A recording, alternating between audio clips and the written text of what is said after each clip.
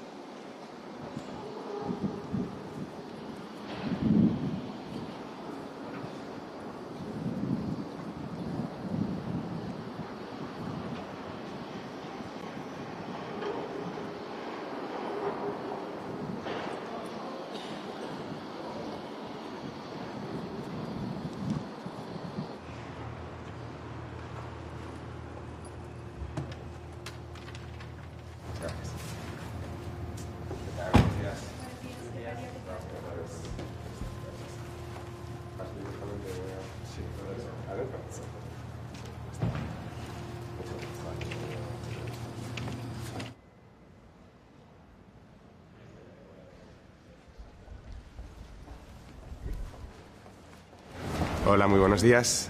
Buenos y soleados días en Luxemburgo hoy, en una semana muy cargada de la agenda de los líderes europeos, con la celebración de la cumbre de la OTAN y del Consejo Europeo más tarde esta semana.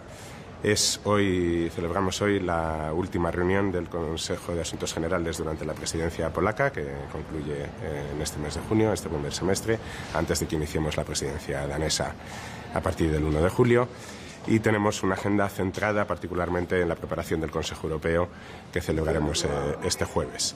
El Consejo Europeo estará centrado en temas de política exterior, a los que ya se refirió ayer el ministro Álvarez, particularmente, como siempre, Ucrania y Oriente Medio, que despiertan enorme preocupación para todos los líderes y desde España, y que España lleva muchos meses jugando un papel de liderazgo, reclamando una posición ambiciosa de la Unión Europea, de liderazgo y coherente en defensa de la legalidad internacional, del derecho internacional humanitario, del logro de una paz justa y duradera y de toma de sanciones. Y esta posición es compatible cuando hablamos de Ucrania y la agresión rusa y cuando hablamos de Oriente Medio, donde estamos siguiendo los acontecimientos de las últimas horas con muchísima preocupación. Después tendremos en la agenda también, por supuesto, seguridad y defensa, en una semana que está muy marcada por la celebración de la cumbre de la OTAN y en la que los líderes europeos confirmarán su disposición a seguir los compromisos adoptados en la cumbre de la OTAN que se inicia hoy en La Haya. España, en este caso, también sigue una política de liderazgo defendiendo su compromiso pleno y profundo con la seguridad y defensa de la Unión Europea. Prueba de ello son los 2.500 soldados que España tiene destacados en todo el flanco este. Por supuesto, también el enfoque en hablar del desarrollo de las capacidades necesarias para la seguridad y la defensa europea, y también ese enfoque 360 grados que se refiere a tener en cuenta todas las amenazas desde el punto de vista geográfico, pero también las que no son exclusivamente militares.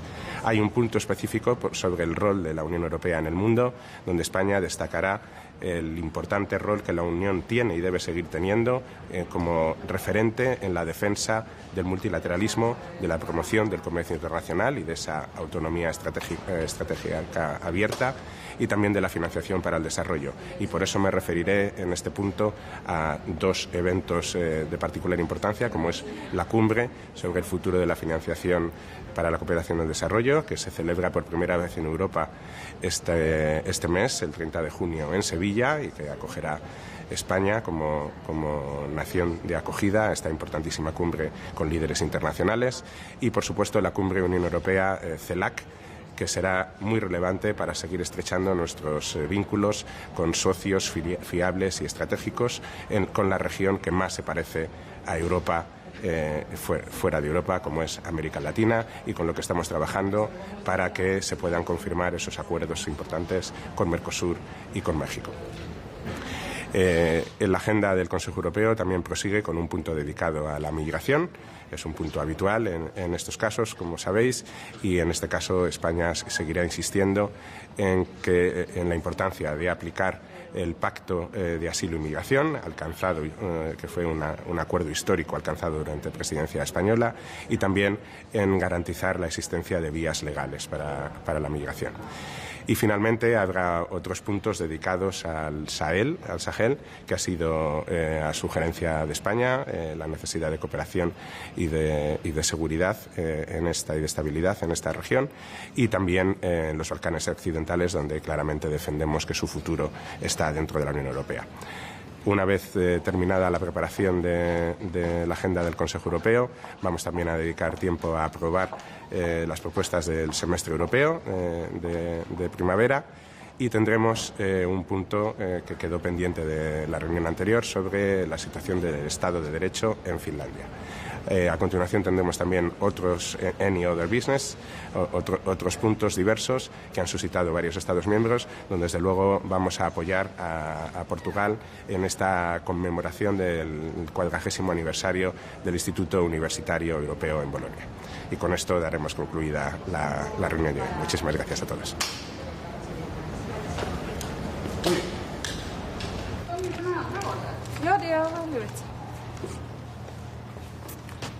So this is a historic week, and we meet in turbulent times where we have security on the agenda in the Middle East, in Europe, and at home. We see countries meeting now in The Hague to discuss new defense spending in NATO, which is something that we really welcome from Sweden. And Sweden is also rising to the occasion. Europe is rising to the occasion. Europe has a critical role to play in making the decisions that are necessary for countries to be able to do these investments. Sweden has agreed, among all parties in the parliament, to reach the 5% target, and we have a plan for this moving forward. There is also a clear link between external security and internal security. That is why Sweden has been pushing for putting internal security on the agenda of the European Council. We know that 7 out of 10 of the criminal networks in Europe operate in at least 3 countries. When criminals cross borders, so must policy. It's about giving law enforcing agencies the necessary tools to really crack down on the criminal networks. And we also know that there are clear links between external and internal security. There are states outside the EU using criminal networks here to do us harm.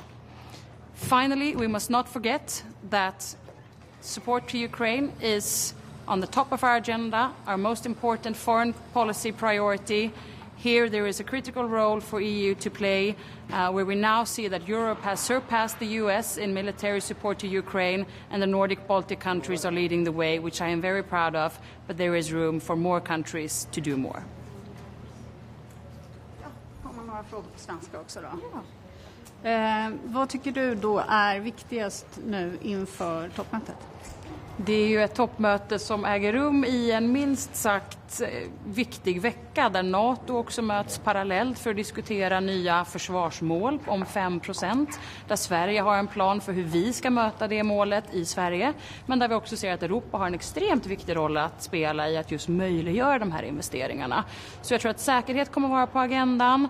Både den yttre säkerheten, försvarsutgifterna, men också den inre säkerheten där Sverige har drivit på för att få upp den inre säkerheten på EU-ledarnas dagordning. Och det handlar ju om att se att vi har stora problem med grov organiserad brottslighet runt om i Europa.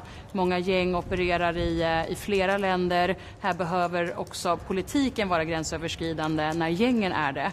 Och vi ser dessutom kopplingar mellan andra stater utanför Europa som använder kriminella nätverk i våra länder för att göra oss skada. Så jag välkomnar att det är en bred diskussion nu om säkerhetsfrågorna. Och det är klart att vi inte ska glömma Ukraina i sammanhanget. Det är vår absolut viktigaste utrikespolitiska prioritering från den svenska regeringens sida. Och här fortsätter Norden-Baltikum att verkligen visa vägen när det gäller vårt stöd till Ukraina. Hur mycket kommer det internationella läget att påverka på olika sätt?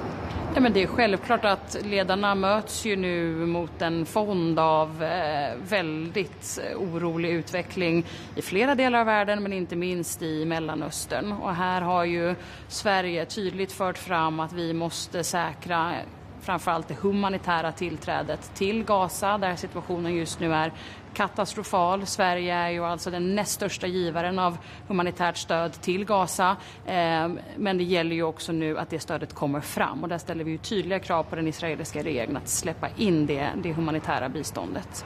Det finns ju krav även på att klippa associeringsavtalet till Israel. Kommer stats- och regeringscheferna att diskutera det? Sverige har ju drivit på för och stött en översyn av associeringsavtalet i den del som gäller hur Israel lever upp till olika krav på internationell rätt och humanitär rätt. Den översynen var ju någonting som diskuterades mellan utrikesministrarna igår. Jag tror att det kommer att vara en fortsatt diskussion. För oss är det viktigt att använda den här översynen som ett verktyg också i vår dialog med Israel för att sätta press på att Israel just ska exempelvis ge det humanitära tillträdet som är helt nödvändigt när vi går framåt. Så jag tror att den här översynen blir en viktig pusselbit i att sätta den pressen på den israeliska regeringen. Men om översynen visar att man bryter mot avtalet, varför inte då pausa det? Jag tror att det kommer vara en fortsatt process. Nu fick utrikesministrarna en första analys igår. Sverige har ju också velat se tydliga rekommendationer baserat på den här analysen. Hur exakt kan vi gå vidare? Och det är någonting som vi fortsatt vill ha på bordet. Men framförallt också så måste vi använda det som ett sätt att sätta press på Israel. För vårt viktigaste fokus här och nu, det är ju att säkerställa att det humanitära biståndet kommer in i Gaza så att människor får den mat och den hjälp som de behöver. Och eftersom vi också är den näst största givaren i EU av humanitärt stöd till Gaza så är vi särskilt måna om att de pengarna verkligen kommer fram och hjälper de människor som är i akut behov av hjälp.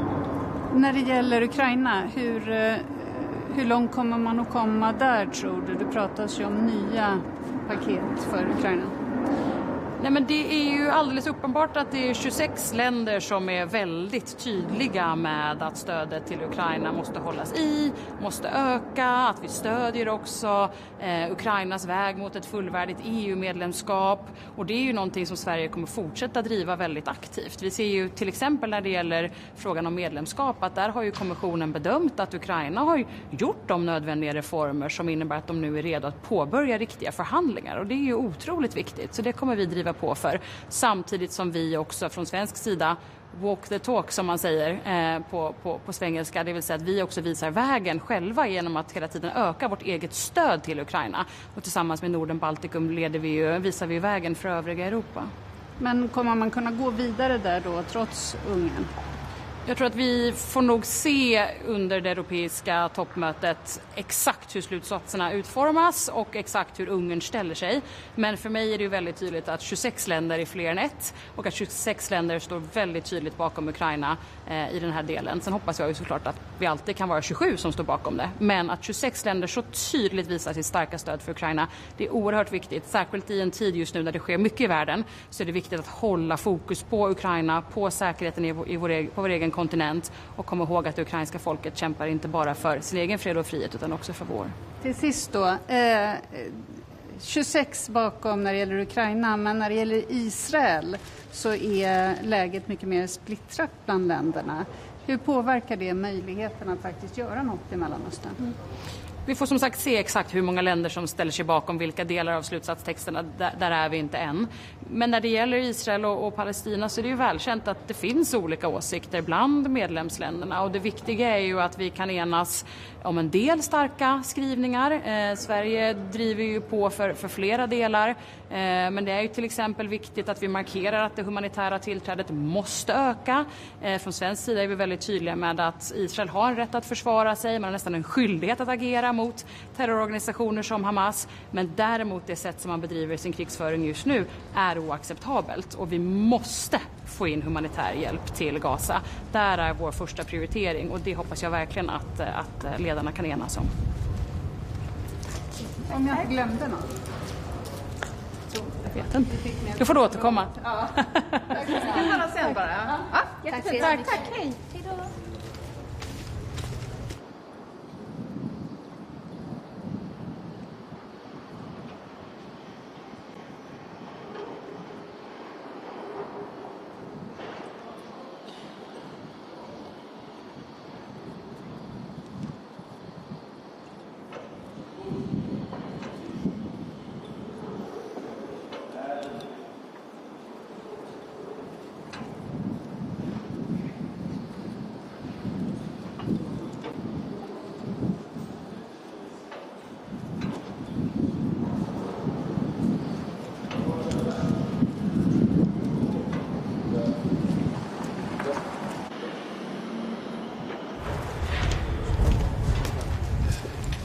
Ja, wir befinden uns unmittelbar vor dem Europäischen Rat, aber ganz besonders vor dem heute stattfindenden NATO-Gipfel. Und deswegen stehen natürlich auch die Themen der äußeren Sicherheit, der Verteidigungsfähigkeit Europas bei uns auf der Tagesordnung. Ganz wichtig wird es aber eben auch sein, dass wir die Ukraine langfristig mit einer glaubwürdigen Perspektive unterstützen. Die Ukraine muss sich auch weiterhin auf uns verlassen können. Und wenn wir gerade auch bei den außenpolitischen Themen sind, bestimmend ist auch für uns die Situation im Nahen Osten. Uns ist es nicht gleichgültig, was zum einen hier mit Israel passiert. Israel ist umgeben von vielen Feinden, die am liebsten dieses Land von der Landkarte runterradieren würden. Deswegen gehört unsere unverbrüchliche Solidarität und Freundschaft dem Land Israel. Auf der anderen Seite sorgen wir uns allerdings auch um die humanitäre Situation der Menschen im Gazastreifen. Wir möchten, dass Hilfstransporte auch die Bedürftigen dort erreichen, dass kein Hunger und keine Verzweiflung dort bei den Menschen vorkehren muss. Deswegen ist es wichtig, dass die humanitäre Situation im Gazastreifen dringend verbessert wird und darauf drängen wir auch als Bundesrepublik Deutschland. Herzlichen Dank.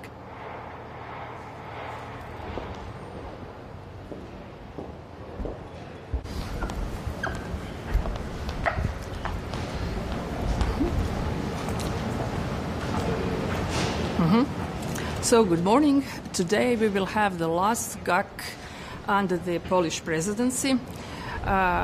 The main topic will be preparation of this week's European Council, which will, together with this week's NATO summit, be one of the most important gathering of our leaders this week.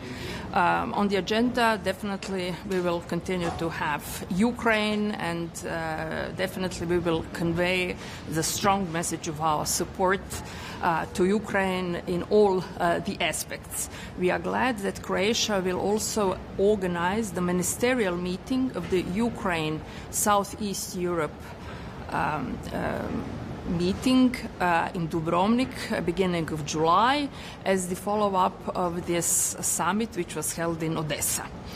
On defense and security, it is great that our leaders will have the possibility to assess the progress done so far on this very important joint endeavor and to give us some guidelines how to move forward.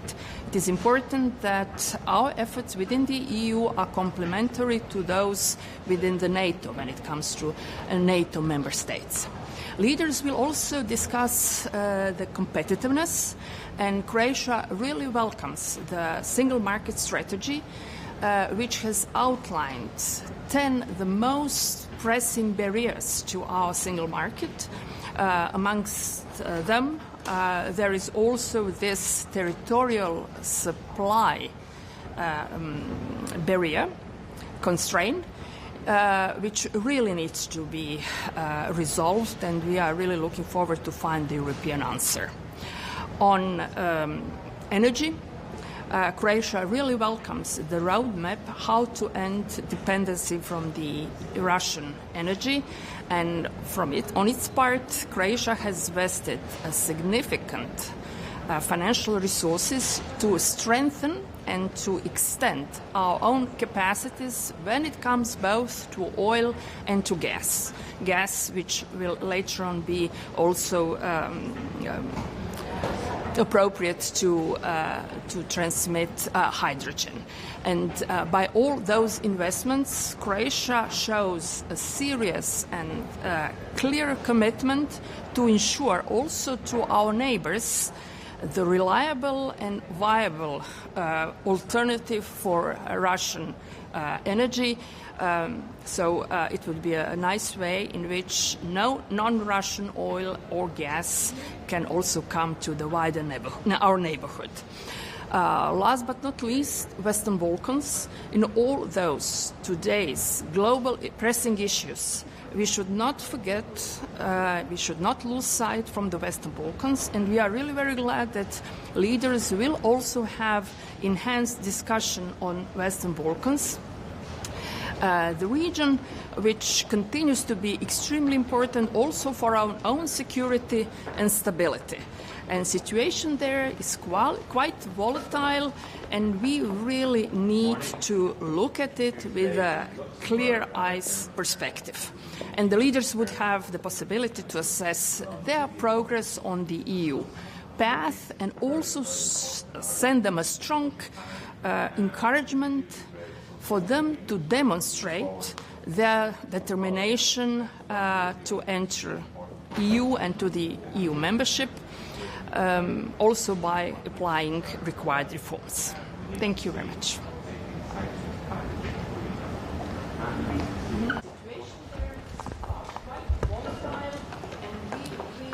Morning.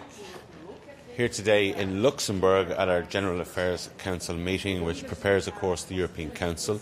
There are a lot of really important issues to discuss.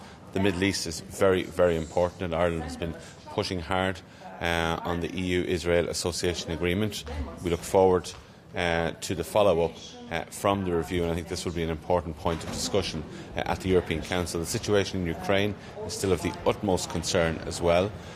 We need to see an 18th sanctions package agreed, and we need to see Ukraine progressing in terms of their accession to the European Union. That's very important for us. No one country can stop other countries joining the European Union, in our opinion, when they have fulfilled the criteria that's necessary, and Ukraine is working really, really hard to be in a position to fill those criteria. Looking ahead to the rest of my visit to Luxembourg and Brussels this week, apart from the European Council and the General Affairs Council, I will be meeting the Budget Commissioner, Serafin, in Brussels tomorrow, and that's an important meeting because, of course, the MFF negotiations will, I suppose, kick off in real terms next month.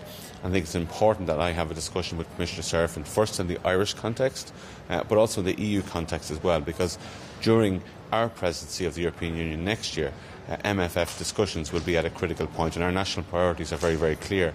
We want to see continued support for a common agricultural policy budget. We want to see competitiveness funding.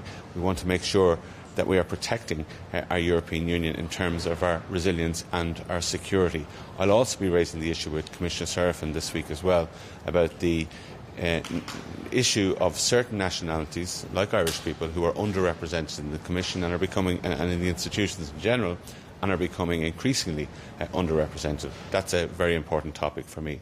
Tá mé seo an neomh Luxembourg agus tá crinne den chorla de nó hí generaltar siúla neomh tá mu ag olbhú an crinethe tá tharla ar an Deirdín agus an ine chorla na Heorpa tá a lán ábhar táhachta ar an glár agan go háirithe cuasaí san Israel agus sa Palestine, cuasaí idir Israel agus Iran, agus freisin cuasaí sa Ukraine.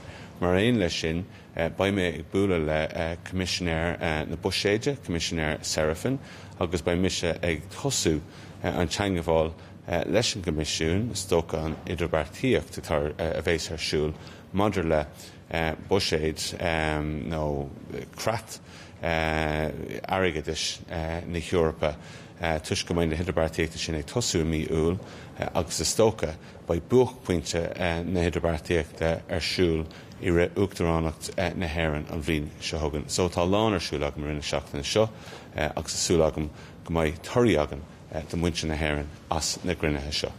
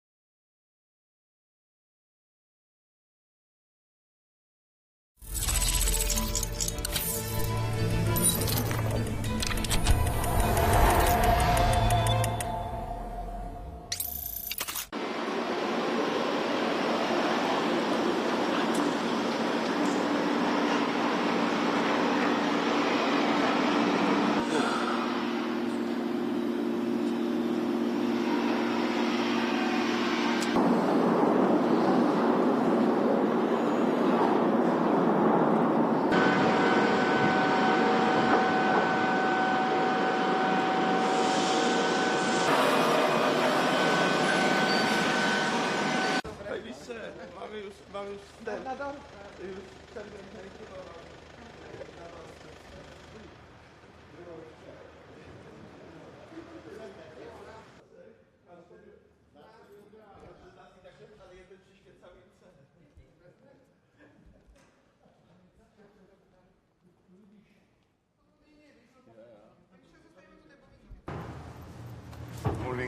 Morning.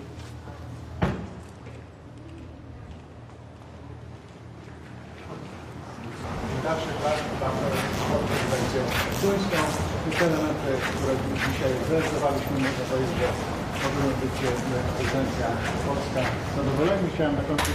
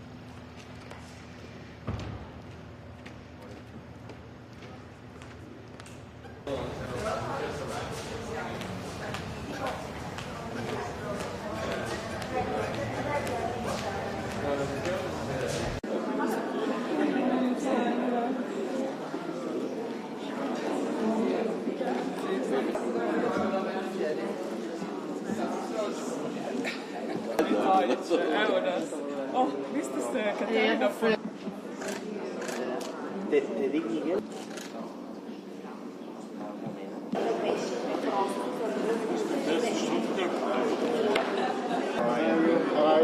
Very good presidency. Oh, good. Of course, yeah, absolutely. Thank you very much.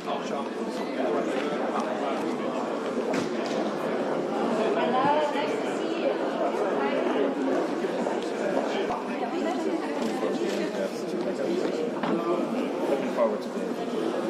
Yes. Once again, yes, last week. Hello. Oh, yes. What you saw? Oh, maybe you should have once again. Yes. Yes. We are going to organize a meeting at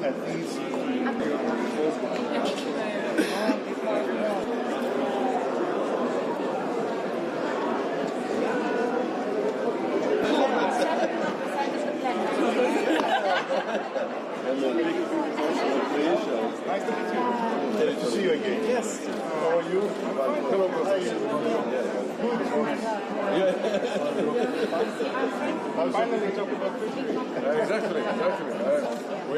Okay, that's it. I was just doing a diplomatic approach. I am going back. I have changed my agenda so my view.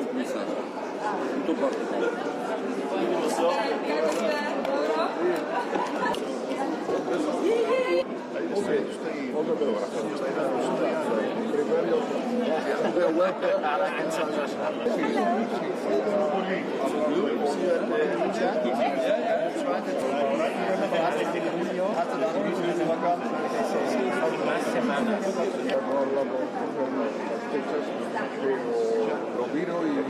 Lo miro y quizás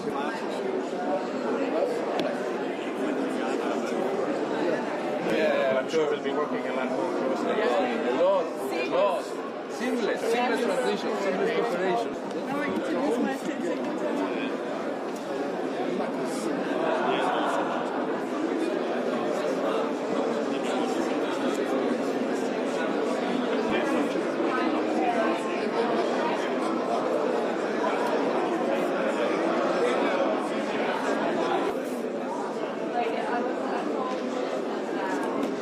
Really nice to see you. I'm fine.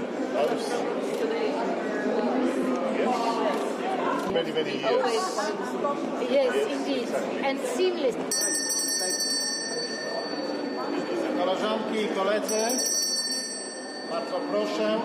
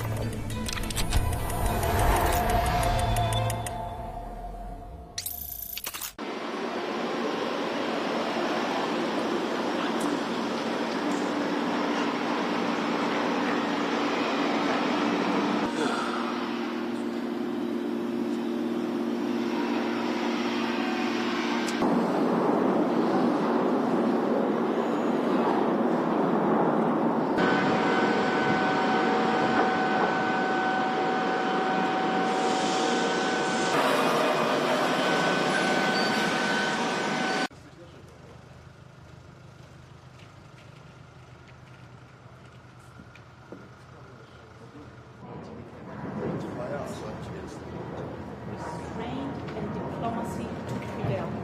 The EU is not currently a passive observer. Good morning.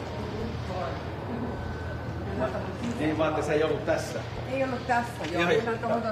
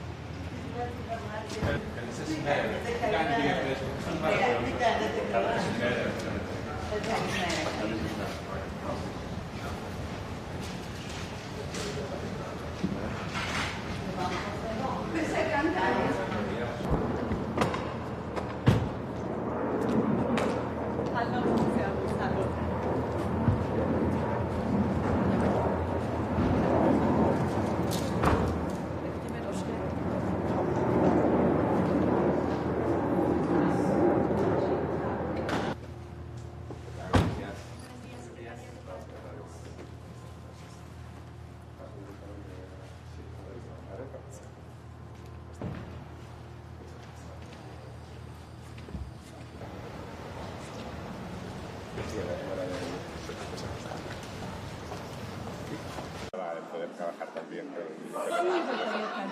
Trabajamos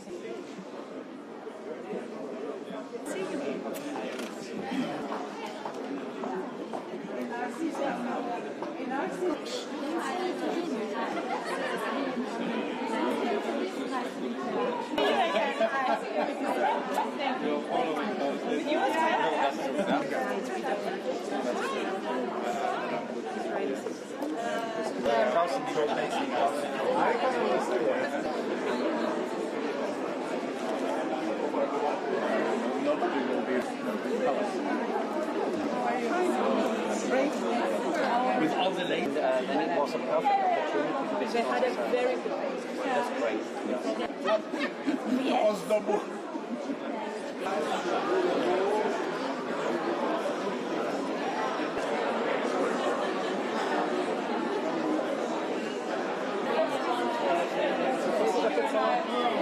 Yes. Right there in your parliament, obviously, and of course. We are talking about the same? No, wait. I don't know.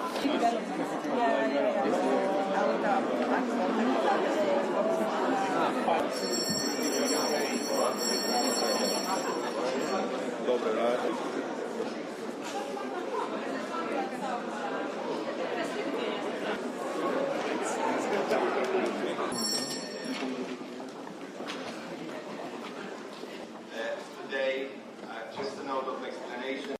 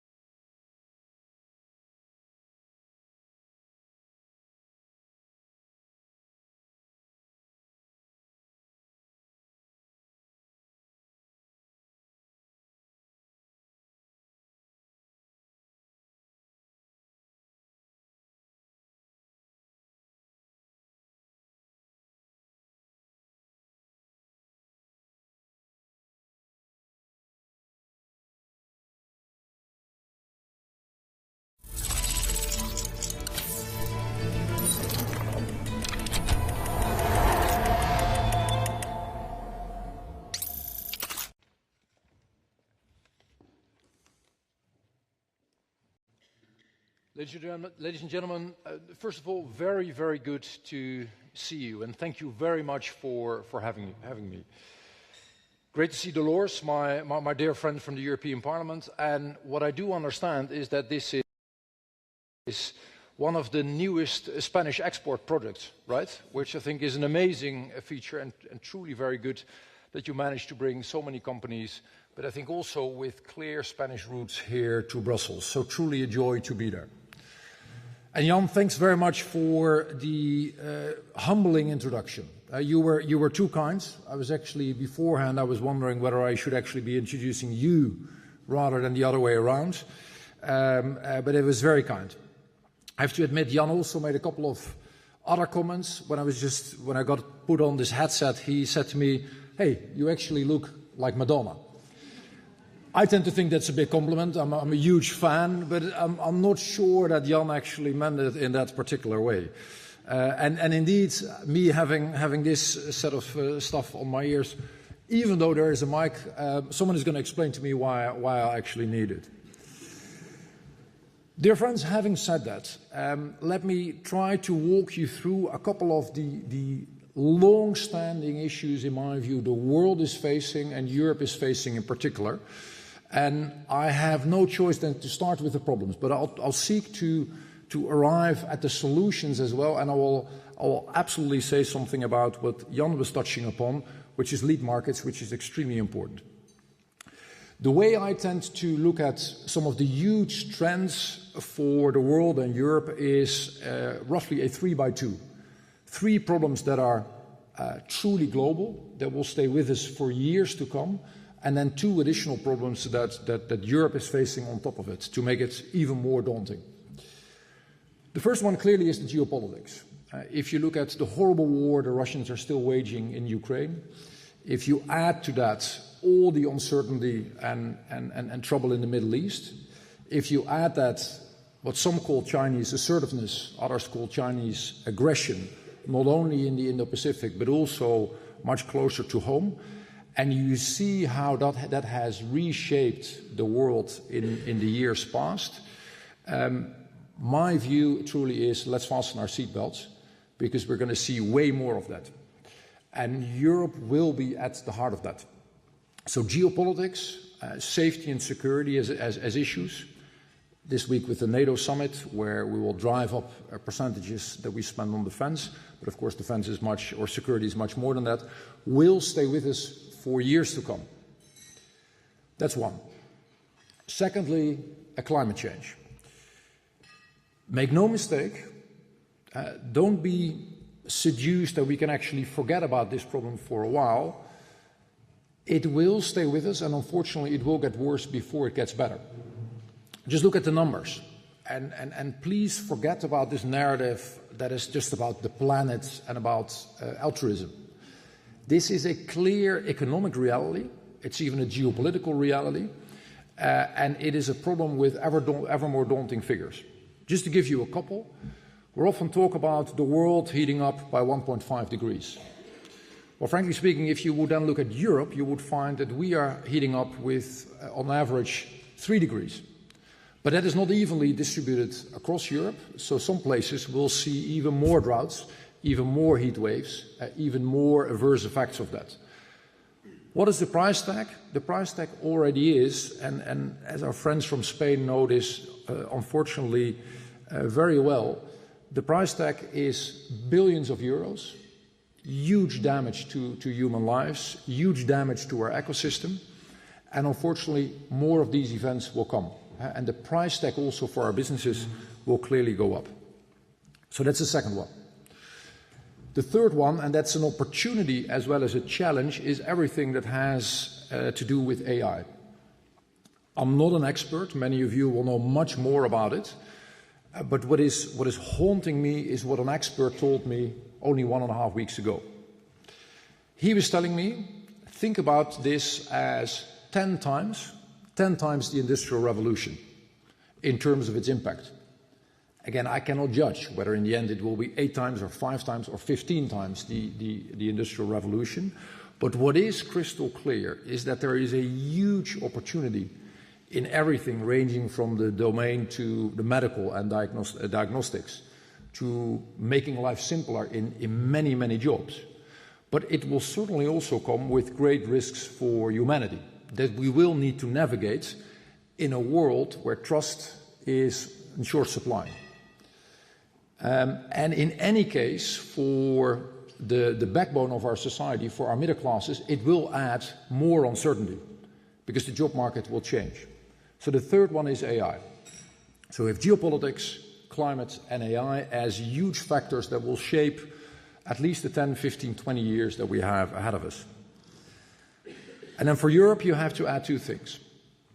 One is, I'm not going to dwell on that, but it's near the top of most citizens all across the Union, migration and what they view as insufficient integration. And that is a problem where Markus Brunner, my colleague in the Commission, is doing an amazing job, but where more is needed in order to make sure we tackle this problem. It is so important to get this right. It is so high on the list of so many people. It is up to politicians in Europe, but also at a national level, to become much more effective in tackling this problem. And then fifth, last but certainly not least, if you look at the European economy, there's work to be done. There's work to be done because, frankly speaking, our productivity and our economic numbers could be much better, could truly be much better. In many domains, we're actually doing quite okay, but there are two main areas where we are lagging behind the Americans, and that is deeply problematic.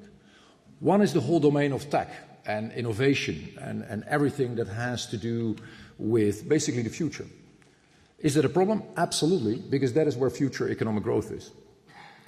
And the second area where the Americans have a huge advantage, they truly have a single market and a capital markets union. So capital actually flows across the American continent in ways that is, at the moment, completely impossible in Europe. The status of the capital markets union is roughly at the same place where it was in September 2017, when I was at my first meeting in Europe as a finance minister. And that is something we cannot allow. That is something we cannot accept. And Maria-Louise Albuquerque is doing a great job in fixing this, but we need to make sure that this is being moved forward. So 3+2. And then, of course, the question, and rightfully Jan was raising that, what are we going to do about that? And I'm going to focus on the area where we're linking climate to independence to business. Because decarbonization, in my view, truly needs to be a combination of a competitiveness strategy, a strategy for climate, and a strategy for becoming independent. And making sure that this continent is never again at the receiving end of a rogue state like Russia, like we have been with energy. That never again. So more and more independence. What is at the heart of the Clean Industrial Deal? What are the key elements that we need to put in place? You know, it's a much larger document, but I'm going to give you some of the highlights which, in my view, we do need to tackle in the years that we have ahead of us. One is, and that is a qualifier, it's not a solution, but it is extremely important to make sure we get this, is slashing red tape. What is the reality? Frankly speaking, I think in all walks of life, we have made life too difficult. And that is something our businesses experience. But if you would go to the average teacher or the average nurse or the average practitioner in no matter what field in Europe, and you would ask her or him, did life become easier or more difficult? Do you need to fill out more or less paperwork than, let's say, 20, 30 years ago? I don't know how it is in Spain. I don't know how it is in many of your member states. I do know what it is like in a member state I know best. It is hugely more complicated in all domains, and the added value in many cases is iffy. So that is something we have to change. Secondly, and that is where Jan was alluding to and where I think he is absolutely right, we have the ability to create lead markets and basically set the parameters. When we think about the great steel companies that we have, the great cement companies that we have, everything in the domain of the chemistry or the chemical cluster. In each of these areas, we have the ability to shape the future, make sure that European companies actually thrive, become cleaner along the way, but then we have to set the parameters right. And that is exactly what we plan to do. Third, innovation. More than a buzzword. Something where Europe needs to go all in terms of European spending, in my view, but also spending in member states. Next, level playing field. I'm one of the few people who truly believes that competition is a good thing. Why? Because it gives us as consumers, in the end, better products for better prices, and this is exactly what we should be having. But competition needs to be fair. It only works if there is a level playing field. And if you look at a range of industries, unfortunately, that is insufficiently there. We've seen that in the domain of solar, for example. 95% of the solar industry, some 10, 15 years ago, was European. If you now look at that, almost all these companies have gone bankrupt. Why is that? Because they have been competing against heavily state-subsidized projects, particularly from China. And again, I'm all for competition, but it needs to be fair competition. So we will level the playing field. Capital Markets Union I already mentioned, and I want to touch upon one big thing we need to do also going forward. And that is what my good friend Dan Jurgensen calls the Energy Union. What I tend to call the Marshall Plan for energy that we need to embark on. If you want to be at this nexus of climate, of competitiveness, and of independence, it actually makes sense to invest way more in electrification. So that means, in my view, first you need to get the renewables, and by the way, you also get the nuclear to make sure you have the stuff that you then put through the grids. That is one. But you have to add to that, and we need way more investments from a European level, at a national level, but by the way, also invite private companies to invest billions and billions more in grid capacity all over Europe. More copper. Basically, more stuff that we put electricity through. And by the way, there is a huge business case for that, not just directly, but just think about how many people we could also employ in doing that. Secondly, if you look at Europe, here as well, we still have 27 markets. What we need is interconnectors between all these member states, because it would make it way easier and way cheaper to make sure that electricity actually flows through the European continent. So that will be the second part in the electricity or the energy union. Third, and that sounds counterintuitive, but it is actually very interesting. I was recently at a paper factory in the south of the Netherlands. And what the owner was explaining to me is that in some days he is making more money out of giving electricity back to the net than of producing paper. And that's interesting if you think about it, right? So there's an alternative business model, and I couldn't help asking the chief of the electricity company, what if we would do that at scale? And he said, well, that's actually very easy. You would only need some 50 companies that we easily have available. It will take you less than 2 to 3 years to basically make sure all these companies are fit to do the same. And in the Netherlands, but you could repeat it all over Europe, it would easily give you another 8 to 10% of additional capacity at a way lower cost than just putting copper in the ground. So that's a hugely important element I would want to add to it. Last but not least, in this domain, battery capacity. We need to make sure we have the stuff, renewables and nuclear. We need to make sure we have the electricity grid, but we need to have storage capacity. Hugely important, a great endeavor, and that will be the final part of making this whole thing work. I'm optimistic about that. I think we can pull all of this off. Yes, we are in dire straits geopolitically, and some would say also economically, but we can shape this part of the future, and we will. Thank you.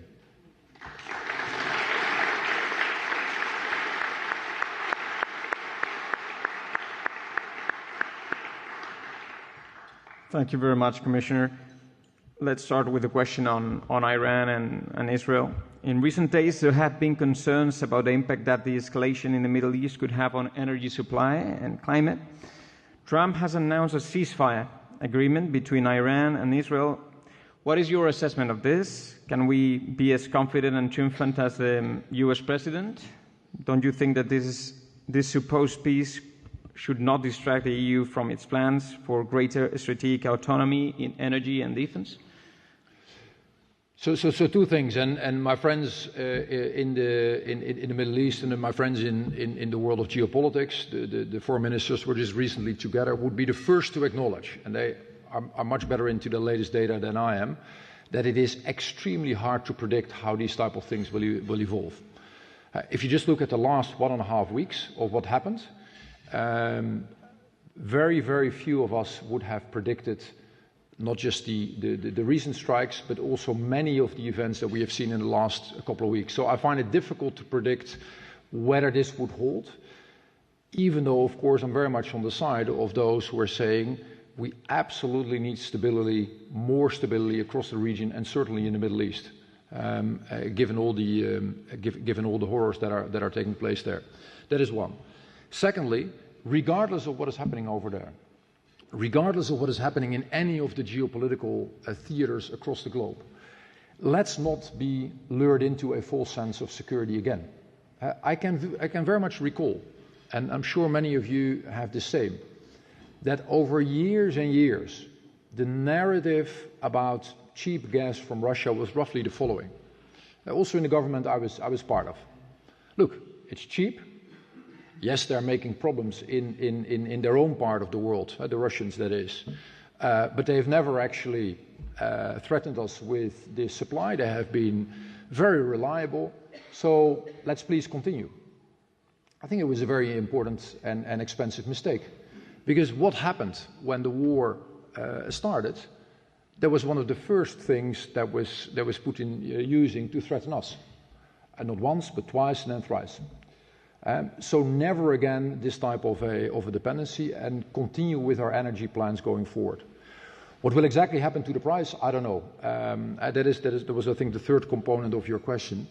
Nobody will truly know, but what is interesting is that we saw less of a shock than probably most experts would have expected if you would have asked them beforehand. Thank you very much. You mentioned Russia. There's a question on Repower EU and ending Russian fossil dependence. Last week, the Commission put forward a legislative proposal to gradually and effectively stop the import of Russian gas and oil into the EU by the end of 2027. How will the renewables rollout across solar, wind, and hydrogen support this shift? And what are the key milestones for substitution and grid integration over the 2025-2027 period? So that very much links to my plea for, again, in the words of Dan Jurgensen, the energy union. That is one of the missing links in our design. That doesn't mean we don't need to do more in the short run. In the short run, I think it is absolutely inevitable that we lower energy prices for our companies, and then this difficult topic of state aid comes in. But that is what at least part of our heavy industry in the short run actually needs. In the long run, we need to build that energy union with the components I just mentioned. So grid investments, renewables, interconnectors, and making sure that whole thing works. What is the good news here? If you look at solar, what happened to the cost curve is absolutely spectacular. Between 2010 and 2020, the prices fell by roughly 82%. And that is just in that decade. After that, it has gone down even further. So I'm not an investor. I'm not here to give you investment advice, but I am pretty sure that the sky truly is the limit for solar, and that this trajectory will continue. And probably something similar, maybe not as extreme, but probably something similar will happen in the domain of wind and of other renewables. So I'm truly very optimistic that there is going to be an ever better business case for this. It will enhance our independence, and of course it will very much help from a climate perspective as well. Thank you very much. There's a question on the 2040 climate target. Commissioner, as you prepare to present the 2040 climate target, how will you ensure it remains scientifically credible while addressing political pressure for more flexibility? Yeah, so we're going to present that proposal on July the 2nd. It's almost July the 2nd. I'm actually looking forward to it because there are very few topics I've had so many questions about and I could say so little about until now. But what we will do is basically bridge a couple of things. One is clearly adhering to scientific advice, right? In the end, that is the only thing our policy should be rooted in. It's the only thing that counts if you're trying to design your policy, because otherwise it's going to be fact-free, and that is something we should absolutely seek to avoid. Next to that, the main quest, of course, is how do we make sure we enhance climate policies in the European Union, but bridge them much better than in the past with competitiveness and with industry. And here, frankly speaking, I mean, and I don't mean to criticize the past, but I do think we have been, on occasions, too one-dimensional. This will work if it works for our companies and our citizens as well. So there needs to be a business case in the transition. There will be one. Don't be fooled into thinking that in 10, 15 years we will still have the world as we have it today in terms of fossils. So there is a business imperative to do it. But we need to help our companies. And last but not least, most Europeans actually like us to take more climate action. But at the same time, a huge part of them are worried about what climate measurements might do to their way of living and what the cost might mean for them. And I think it is a fair ask from our citizens, particularly from the backbone of our societies that we call the middle class, to make sure that they can see through this transition, that it is fair and just to them as well, that we create job opportunities here. Because only if we succeed in doing that, we will actually succeed in the whole thing. Thank you very much. There's a question on another upcoming act, the Industrial Decarbonization Accelerator Act. How will the Industrial Decarbonization Accelerator Act, due in Q4 2025, ensure real impact, especially in clarifying support for key technologies and speeding up permitting for clean industrial projects? That is actually very much linked to what I tried to say and also what Jan was saying before. It is not that difficult, and I'll just single out the example of lead markets, and I think Jan gave an amazing example of what he's doing in his industry, to get more of that. To basically articulate as policymakers how you want things to go in the cement industry, in the steel industry, in aluminum, but also beyond heavy industry. Think about the sector where Jan is active. And that means that what we need to do, in my view, is set these parameters right. Make sure that it is no longer more expensive or less attractive for companies to move in this greener way. That is not rocket science. That is actually something we can steer together with national governments and with the European Union. Thank you very much. There's a question from Sigrid de Vries of ASEA. The world has changed. The EU can no longer just regulate its way to climate neutrality. This is certainly true for the cars and trucks industry, where notably demand side is lacking. What does the Commission plan to do to restore the business case for the green transition, secure investment and resilience in Europe? So the interesting thing here is that I know quite a couple of the people in the audience, and some of these questions have been asked to me before, but now I get them back in a public setting, which is an interesting formula, but I'll answer them nonetheless. Let's first pause and think about what is happening in the car industry. When many of us grew up, and I think many of you are roughly in the same age bracket as I am, cars were pretty basic. There was, as a kid, there was a dream linked to freedom about owning a car. That was in the past clearly, petrol fueled, and that is going to change completely in the next 1.5 decades, if not already way before. What we're going to see is many people way less interested in owning a car. It's going to be software on wheels. The radius of what in some cases already is 500 kilometers is going to go even further up, and prices will go down. I just look at every single adaptation curve that we have seen, prices will go down. So the prices of electric vehicles are now in many places too expensive for the middle class. That will absolutely change.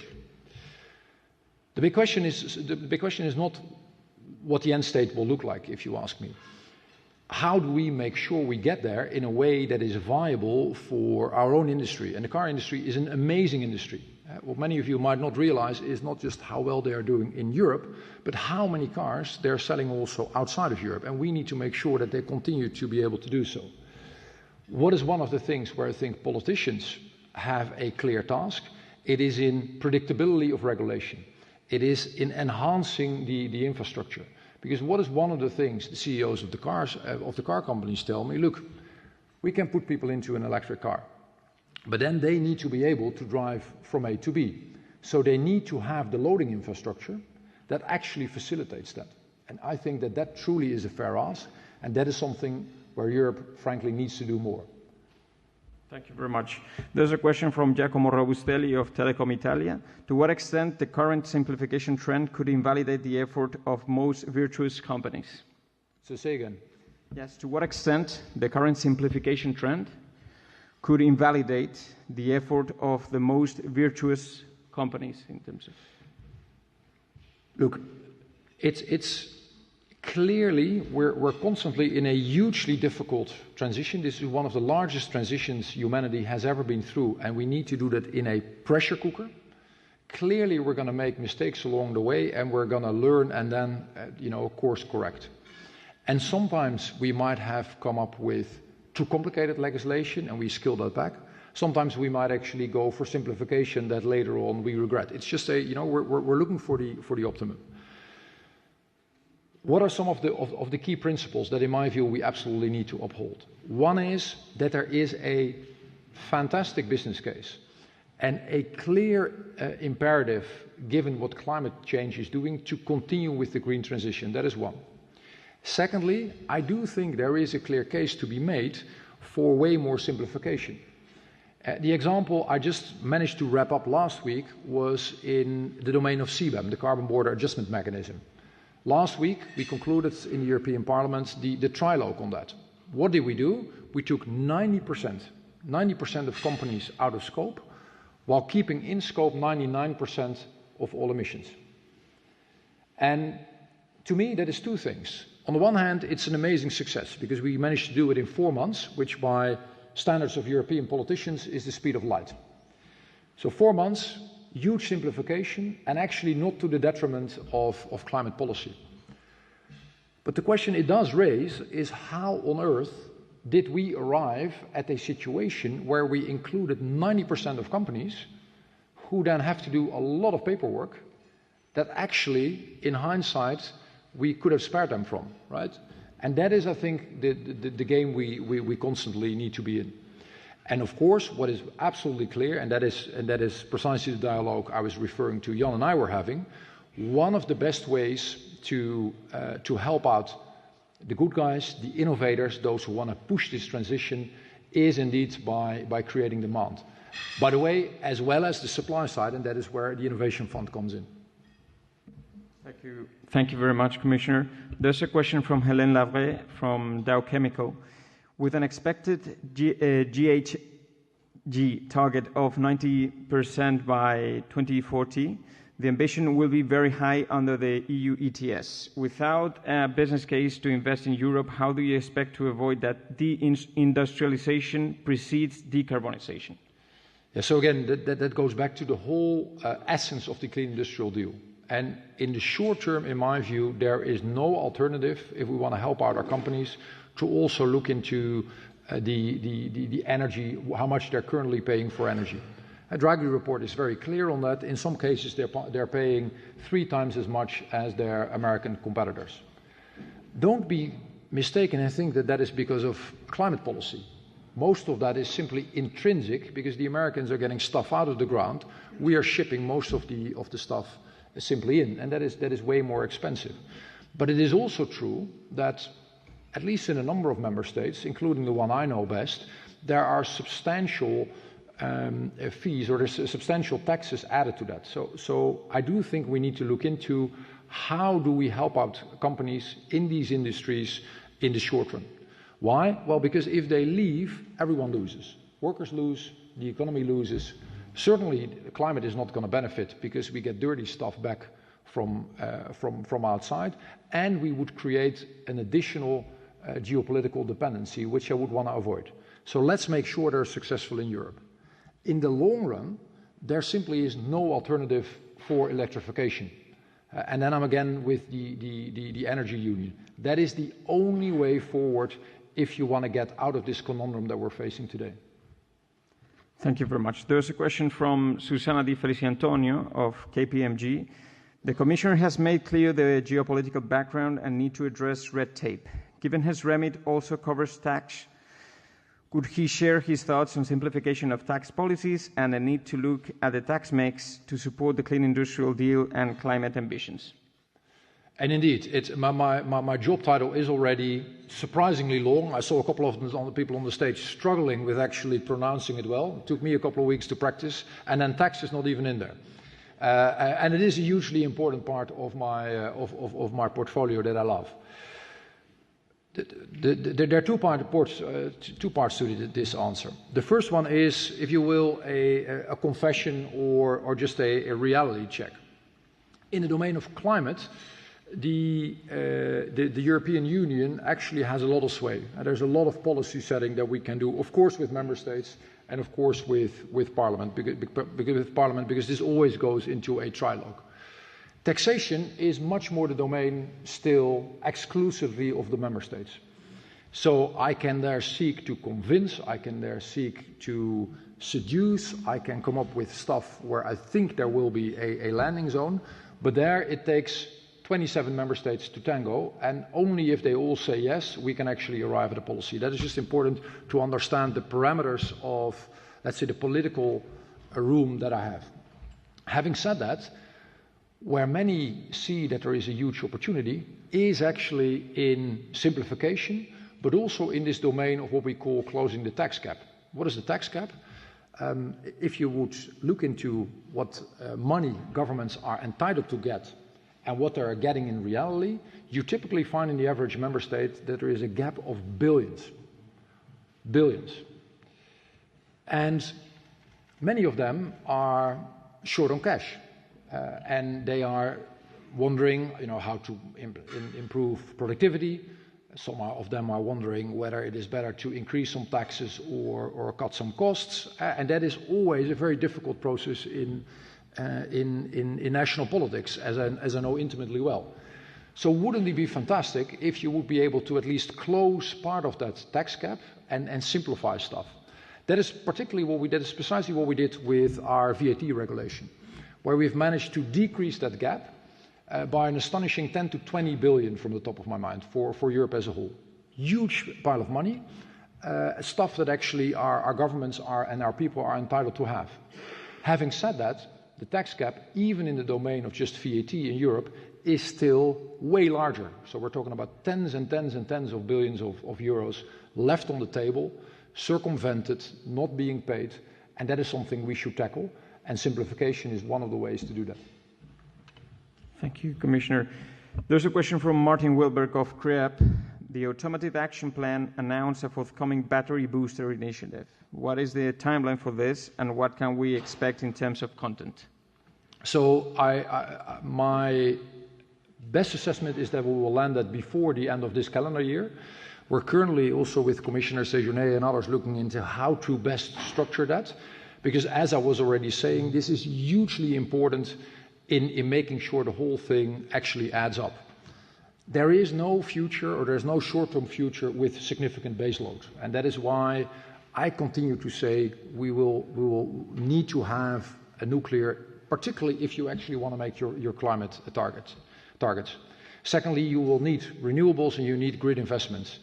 But given where we stand today, we will need much more battery and storage capacity simply to make the whole thing add up. There is huge potential there. Don't be intimidated by what batteries can do today. Think about what batteries could potentially do in 10, 15 years. We're going to live in a completely different world there. So it makes sense for the Union to double down investments here and make sure that companies can actually make a great business out of this. Thank you. There's a question from Mathilde Pinchard from EDF. What role can the Industrial Decarbonization Bank play in supporting the industrial sector's transition toward a more sustainable model? And what is the significance of electrification in this transformation? Again, I think very much linked to what I said before, but maybe good to say a couple of things about the funding. And indeed, the bank will certainly help because it frees up money for precisely the stuff that is needed. The trick here is to make sure we unleash even more money, because national governments and the Union are cash constrained, as I was already saying. I was having quite a number of interesting conversations with pension funds from Denmark, from the Netherlands, also from other countries. These guys and girls are sitting on hundreds and hundreds and hundreds of billions of euros in terms of money. A lot of that actually goes overseas. And yes, part of that is being invested in more high-risk areas where they anticipate significant returns. But actually, they're also looking for pretty safe, almost dull type of investments that you have over a longer period of time. Wouldn't it be great to make sure that we allow them investment opportunities also in that domain of the energy union and invest in grid capacity? I think there is a clear logic to that, right? Thank you. There's a question from Seattle Rambly of eBay. As a platform, eBay is a front runner in facilitating circularity globally.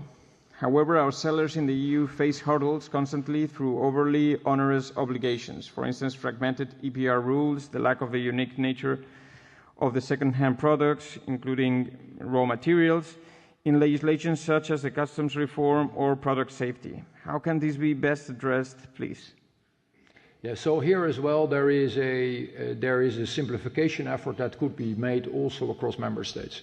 But let me also add two more critical things here.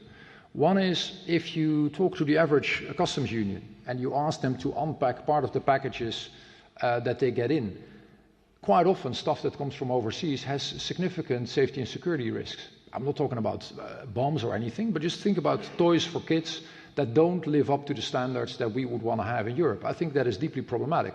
And I think everyone, national governments, the union, but also companies have a responsibility there. Secondly, I don't know what it looks like in your homes, but in my home, every time I'm back, I'm amazed by the number of new parcels we have in the hallway, and the shopping that has been done, maybe sometimes even on my behalf. The footprint that we get with that is actually quite significant, and the amount that we currently pay, even for the smallest parcels that come from the other side of the world, with a significant footprint, I don't think that is a sustainable model. That truly is something that we need to change. Certainly, and that is something what I just, I understand it maybe from a business logic, but I do think it is off. In many of these cases, we know what happens with the stuff that actually we decide to return. What happens? What do many consumers do? They just, they get 2 pairs of shoes. They send one back, and typically they have the illusion that then someone else will use these shoes. In some cases that is true. In many cases it will just go up in flames. And that as a model, I think is deeply unsustainable, and I would even say is morally off. Thank you very much. There's a question from the Confederation of Norwegian Enterprises on CBAM. Will we start to monitor embedded CO2 in imports and exports so we know if industry survives in Europe? We will, but it's going to be even more than that. So CBAM, in my view, should have 4 legs to it. The first one I already talked about, that is simplification. A huge step forward and very important, something leaders from business have truly asked for. That leaves us 3 other things, with 3 other things on the table. One is exports, and there we do need to make sure that we continue with the green transition, but it cannot be the case that our companies are then at a disadvantage at the international market. So that is the second one. The third one is circumvention, and making sure that the stuff that gets into the union is also done in a fair way, and we're basically not being played. And the third is a complicated conversation about scope, because currently CBAM is only for the raw material, but how to treat the proverbial washing machine that has steel and aluminum and all sorts of other stuff in it. How deep downstream should we be going? All those 4 questions are hugely important. I seek to end and conclude them all by the end of this calendar year. That is very rapid, but absolutely necessary both for climate and for our companies. Thank you very much. Again, this could be a tail-end conference, but we will get to the final question. You recently laid out an ambitious Marshall Plan for energy, centered on first doubling down on renewables, second upgrading grids, third cross-border interconnections, energy storage, and demand-side flexibility, backed by €100 billion in new funding for EU clean manufacturing. How will the Commission track progress across these 5 pillars and enforce it so this energy union delivers on time and at scale? Yeah, so we're still in the early stages of developing this, but the person asking the question is absolutely right.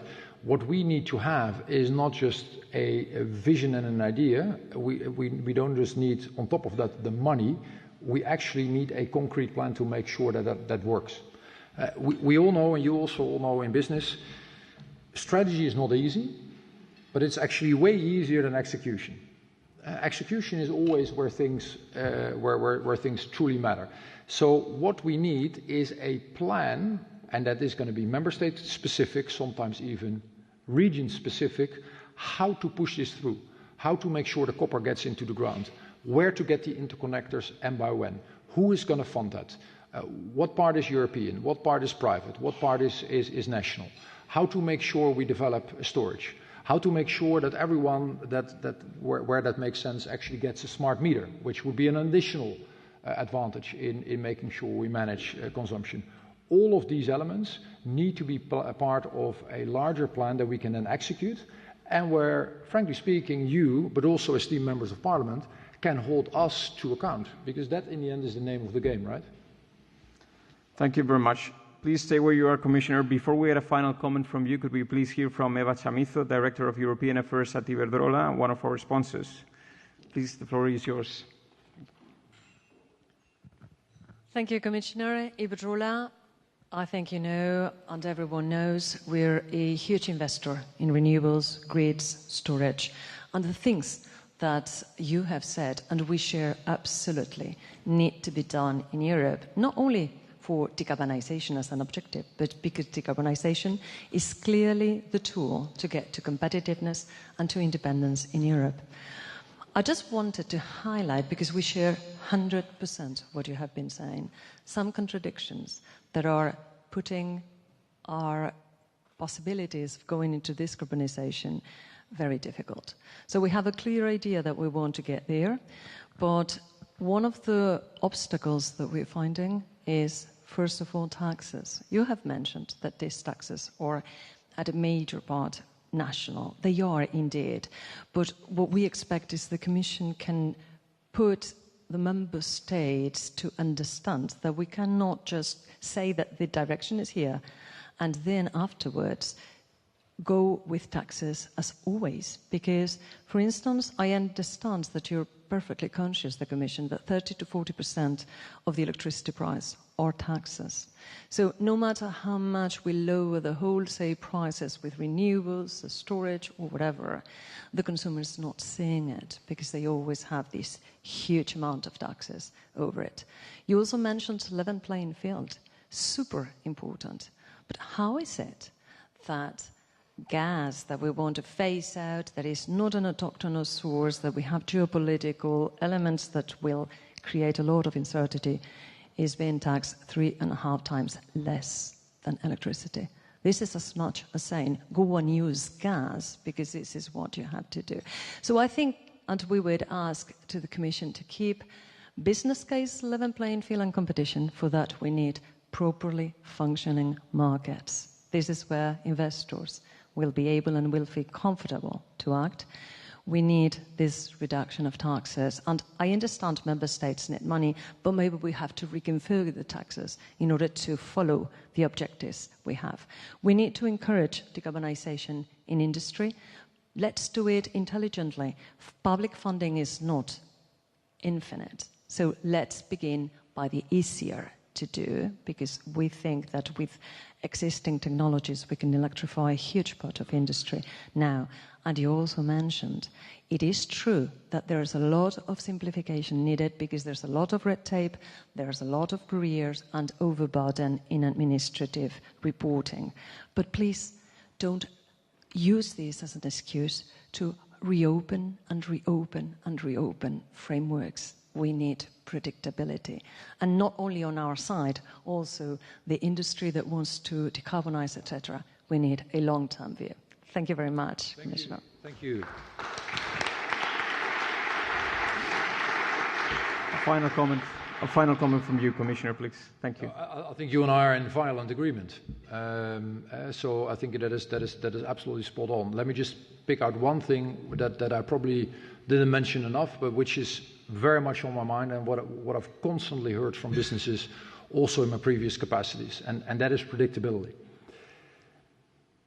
I think business is, frankly speaking, right to ask for more predictability from politicians. I can easily, and Dolores the same, and others from politics can seek to explain to you how complicated life is in politics and why a week already is a long week in politics. And yet, in my view, that is not an excuse to change course as rapidly as we quite often tend to do. You have investment cycles that are typically way longer, certainly in heavy industry, than the type of terms that politicians are in office. So please make that heard. Please make sure that voice is being heard, so that people understand why sometimes continuing with a mediocre policy is better than changing course every 6 months. That, in my view, is extremely important, and it completely resonates with what I always heard from businesses, also when I was a finance minister. They were typically saying, look, it's not perfect. We actually would like to have lower taxes, but please, at the very least, give us the ability to plan 5, 6, 7 years ahead. I think that's a very fair ask. Thank you very much, Commissioner. Thank you.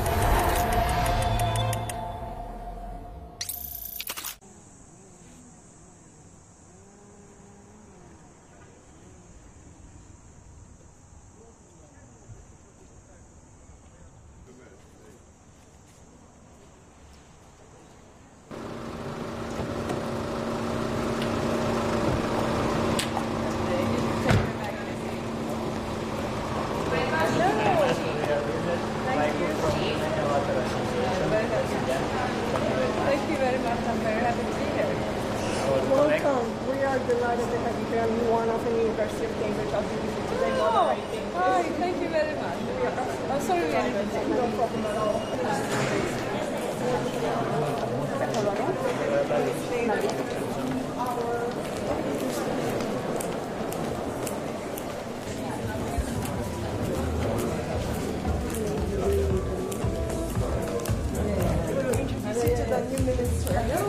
Hi, thank you so much. This is my first day, so I'm very happy to be here.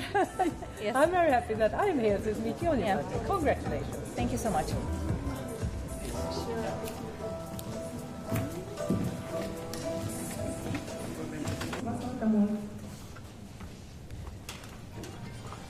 Forumului Expo APA 2025, Europa de Est, Dunăre Europa de Est, un forum de dezbatere și de discuție și de a găsi cele mai bune soluții.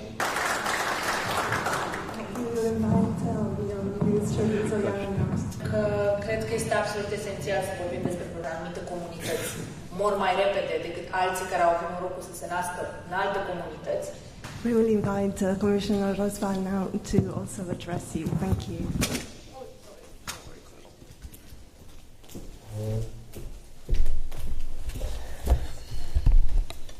Minister, distinguished guests, ladies and gentlemen, good morning. I'm very, very glad to be here today at the Regional Water Forum Danube Eastern Europe 2025. It is a pleasure to see and experience the engagement I heard and enthusiasm in the water sector in the region. And I also want to my congratulations to you, Minister, on your first day as Minister, and I look forward to cooperate very closely with you. Whenever I travel around our union, and I travel a lot, I am struck by how engaged citizens and companies are on water issues in all parts of Europe. And this forum is a great example of how we as Europeans can work together across national borders to make change possible. So thank you for this, and thank you for inviting me. I come just now from an interesting meeting in the Romanian Parliament, where I discussed with members of your Parliament on matters relating to water and environmental in particular.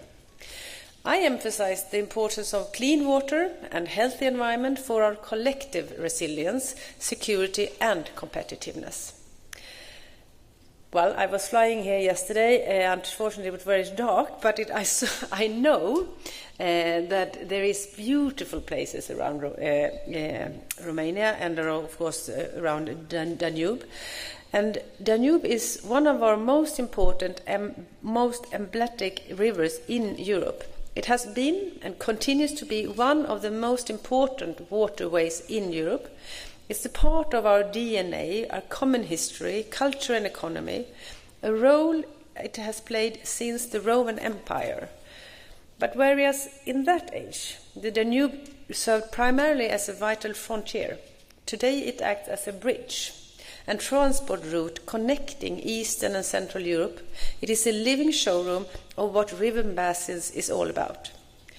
Being the most international river basin in the world, this also means that the Danube comes with complexities, challenges and opportunities, which reminds us of one of the importance of the region cooperation, united, cross-country and strategic planning in water management.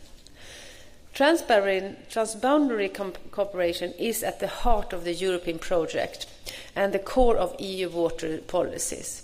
Cooperation is essential for water resilience, for peace and for prosperity. This regional event is therefore the perfect occasion for me to present to you the European Water Resilience Strategy that the European Commission adopted only 2 weeks ago. But first, I want briefly to present the diagnosis of where we start from as regard water resilience. So earlier this year, the European Commission published 3 important reports assessing what member states are doing to protect fresh water and marine waters and to better prepare against floods. And the overall findings are clear. Europe water is stressed. Our waters are heavily polluted, our water supply is under pressure, and we are not reducing enough the risk of serious floods, and droughts appears now in almost all parts of Europe, also where we never had them before. The new normal on water is that there is no normal anymore. But allow me also to expand a bit more on where we are coming from. We must understand that in particular surface water are in a critical state. Only a quarter of surface water bodies are achieving good chemical status. It means that the relevant threshold of hazardous substances are exceeded in 75% of our European water bodies. And less than 40% achieve a good ecological status with healthy ecosystems and abundant biodiversity. That is a major challenge.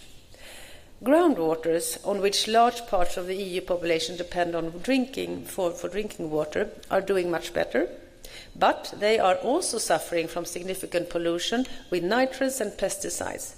Moreover, some member states run serious risk of groundwater depletion. Pollution, biodiversity loss, and unsustainable water management practices are the root causes. Industrial and urban discharge continues to pollute our rivers, lakes, and coastal waters. We are not sufficiently protecting our wetlands and land planning, and that does not take sufficient into account the growing flood risks. Meanwhile, we are massively changing our rivers and lakes through artificial barriers. The impacts of those changes goes beyond water management, as it affects, for instance, migratory fish, such as the iconic Danube sturgeons. Climate change is making things worse. Droughts are, as I mentioned before, becoming more frequent and severe across Europe, and the Danube basin is no exception. Water scarcity in agriculture, inland navigation, and energy are growing concerns. In Romania, the climate risk analysis showed that 9 out of 10 rivers are projected to decrease in flow rates. But climate change also comes with more frequently and more intense floods. From west to east, no part of Europe is spared. And your beautiful country has suffered widespread damage too, including only recently to the iconic Prade salt mine, where flood was from the Caround River late May infiltrated the underground galleries and compromising its stability. Additionally, the floods led to saline pollution, threatening the environment and water supply. And as a prompt consequence, Romanian authorities activated the EU Civil Protection Mechanism, requesting expert assistance to recovery efforts. Experts from Germany, the Netherlands, Spain and Hungary are now, since the beginning of June, active on the ground, helping Romanian experts on recovery strategies and evaluate the risks. The situation at the Pride salt mine is one of the too many calls for action. And that is why President von der Leyen has made a key political priority to develop and implement the comprehensive water resilience strategy, which I was proud to present on June 4th. First of all, I want to emphasize there is no quick fix to solve the water crisis. The strategy is not a silver bullet, but it is a map and a bit of toolbox towards water resilience in action and in the right direction. Second, water is a resource that we share. There can be no solution without cooperation. Then this is even more true when it comes to the Danube, where a source-to-sea approach have proven to help preserving the UNESCO-recognized biosphere reserve of the Danube Delta. Having this in mind, the strategy puts forward 3 goals. First, we must fix the broken water cycle. Second, we have to build a water-smart economy. And third, we have to ensure clean and affordable water for all. To achieve our goals, we have put forward over 30 flagship actions. And I will refer to the full text of the strategy for more details, because otherwise my time will fly. But I would like to draw some outlines here on 5 key main areas that we tackle.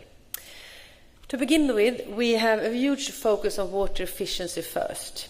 Europe should aim to enhance water efficiency by at least 10% by 2030. Member states know their national situation best, so we are very mindful of regional and local differences. There is no one-size-fits-all. Different sectors have different needs, and different river basins have different challenges and opportunities. The 10% objective is about giving a clear sense of travel and provide a better basis for sharing best practices so that we can give future generation a truly water-resilient future.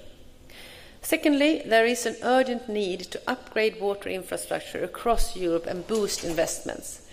On average, 30% of water is lost in Europe due to leaky pipes before reaching the users. In some countries of the Danube basin, it can reach up to 50%. And around 2/3 of Europe's investments need to update water infrastructure are today covered by public funding, but there is still an investment gap. I'm very glad to announce that in the framework of our strategy, the European Investment Bank will mobilize 15 billion euros in the next 3 years to boost lending for water investments. Thirdly, making the most out of digitalization and innovation. Europe is the home for many innovation water technology companies and accounts for 40% of the global patents. So there are plenty of innovation solutions to improve cost and time efficient leak detection, to save water at home and to predict scarcity supplies. Let me just give you some examples. In the city of Burgas in Bulgaria, an AI model achieved over 90% accuracy in leak detection in an EU-funded project. Another example is the project Danube Water Balance, led by Hungary, to establish a robust water balance model across Danube countries. And amongst the startups in Romania, you have also companies working with AI helping the water sector on leakage detection, energy saving and water savings. And of course, I hope to see many more examples in the next month and years.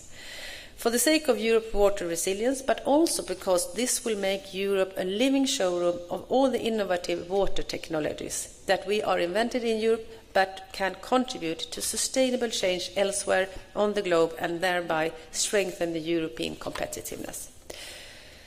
So, all of the 40% of all the patents, did you know that all of those were technologies are European? And we, of course, want these patents to find a faster way from lab to fab, so to say. And this is important for our environment and for our economy. Fourthly, improving governance and implementation. We have a very solid body of EU rules on water in place, but implementation lags behind. We will increase support to Member States based on structural dialogues to establish enforcement priorities. And we will also focus on helping Member States better to identify floods and drought risks, cooperate more efficiently across borders, and better protect water infrastructure to help our security and our preparedness. Fifth, I know I am almost on the end, access to clean water is undoubtedly important. Pollution, and especially PFAS contamination, are an issue that people increasingly worry about due to impact of our health and our environment. For me, it's clear, and it is stated in the Water Resilience Strategy, clean-up must be based on the polluter-pay principle. So investing in technology and innovation is key to detect and remediate pollution.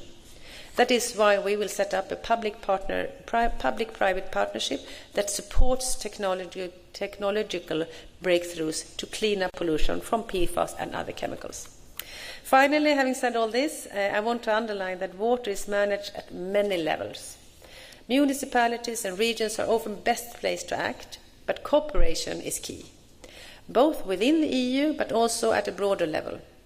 This includes, of course, the fruitful cooperation within the International Commission for the Protection of the Danube River, and also in the future in the frame of the new International Centre for Advanced Studies on River Sea Systems, European Research Infrastructure, that also will have an address here in Romania. Politics can sometimes be almost like an art, and allow me to quote Romania's national poet, Mihai Eminescu, who said, "We would like to believe that the whole Occident will finally understand that, as regards the Danube, Romania's interests are those of the whole Western world itself." And I said it before, cooperation at various levels is necessary, because water stress is a global challenge. We have to promote water cooperation as a tool for peace, not for conflict. Ladies and gentlemen, we are on the road to a water-resilient Europe. It is in the start of a challenging but necessary journey. We are well equipped when it comes to solid rules and very competitive water sector, a lot of experience and relentless determination to make Europe water resilient. I praised in the beginning the bridge role of the Danube. This forum is a bridging event. Politics is about building bridges, solid and long-lasting bridges to secure enough, affordable and clean water to all at all times. So let me reiterate how happy I am to be here to discuss with all of you, and I'm also looking forward to have this dialogue. Thank you very, very much.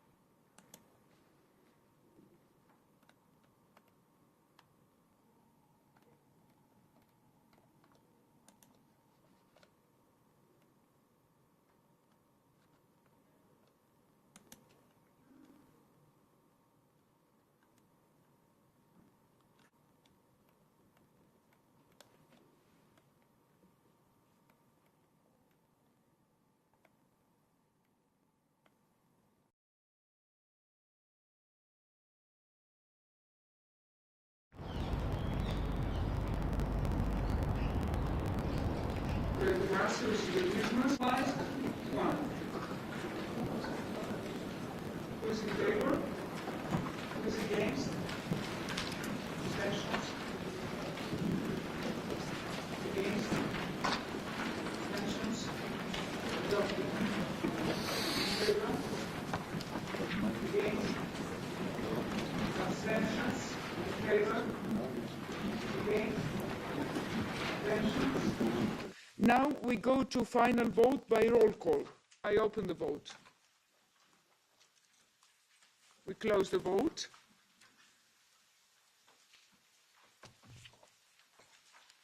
It's adopted, 38 in favor, 2 against, and 2 abstentions. Together with 113. Who is in favor? Against? Favor? Who is against? Abstentions? Now we go to the final vote by roll call. I open the vote. We close the vote. 32 in favor, only 1 against, and 9 abstentions. Congratulations to Mr. Giesecke. And the mandate. The mandate. About the mandate. 114 in favor. ma un passo avanti notevole nella tutela dei diritti dei passeggeri. Siamo molto contenti perché ci siamo arrivati con un'alleanza molto larga dopo una lunga discussione, ma da oggi i passeggeri europei avranno più tutele. Ma intanto un rimborso più facile per i voli cancellati o con ritardo grave, con un meccanismo quasi di automatico tra vettore e passeggero. Dall'altra la possibilità, oltre al zaino da poter portare sotto il sedile, la possibilità di portare gratuitamente un bagaglio a mano di 100 cm. E questo è un altro passo avanti importante. Inoltre, rispetto alla disabilità, molto importante il fatto che gli accompagnatori debbano avere il biglietto gratuito e il fatto che si possa, senza pagare un supplemento, prenotare il posto di fianco alla persona da assistere, che sia una persona con disabilità o un bambino. Noi difenderemo i punti essenziali, in particolar modo quello delle 3 ore, che non possiamo cambiare rispetto alla proposta del Consiglio di 4 ore rispetto al ritardo, perché 3 ore già sono un ritardo molto consistente. Già oggi sono 3 ore il tempo necessario per avere un rimborso automatico e il Consiglio lo vuole portare a 4 ore, per noi questa è una linea invalicabile perché 3 ore sono già tante, quando un aereo arriva a 3 ore in ritardo è già tantissimo ed è un grande disagio per il passeggero. What we did today is to take out from the fridge the air passenger rights, which has been frozen for more than 11 years because of the deadlock that we had in Council. It's not finalized yet, but it's a major step forward to secure the biggest and the widest portfolio of rights that every person could receive around the world. It will be here in Europe. If your flight gets cancelled and you're entitled for compensation, you are not anymore lost in the paperwork, in the declarations and filling forms and sending emails and calling things. So what you're going to do is to receive a pre-filled form that you only have to sign, and then your compensation will be sent to your bank account. We didn't reach yet the final solution and the balance that is going to help us protect the passenger rights and keep the companies running because they run on profit. But that will be our main goal during the negotiations that are coming. We're never going to agree on increasing the period in which the passenger is entitled to compensation. At the moment, it's 3 hours of delay. 4 or 5 hours are going to harm people's rights and the passenger rights. First time in history, a passenger using a multimodal ticket has own rights about information, about what rights could the passenger have. So it's a first step in the good direction. Now there is a kind of balanced approach. We take care of the needs of the passengers, of persons with reduced mobility, of all passengers, but at the same time we do not overburden the carriers. For example, we have an exemption for SMEs, which is very important. We do not want to have any overburdening of small and medium-sized enterprises. So if it comes to sharing of real data, the smaller companies should be excluded.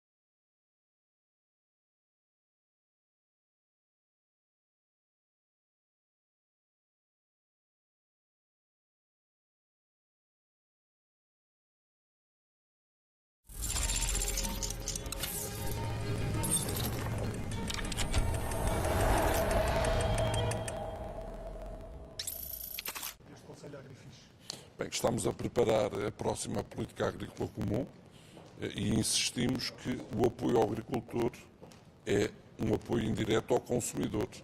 E face à instabilidade que é cada vez mais notória à situação geopolítica, a segurança alimentar é cada vez mais importante e, como tenho repetido tantas vezes, é também defesa.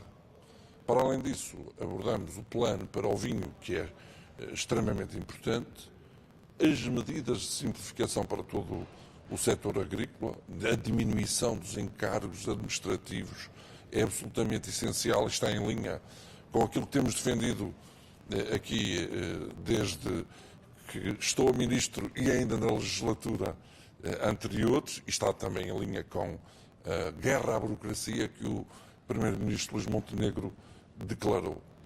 Abordamos também a questão da preparação da pesca e das cotas, e nesse sentido é extremamente importante que os pareceres científicos sejam abrangentes, tenham em conta a realidade, mas é importante que também se saiba e se note e se registre que não são o único elemento de decisão.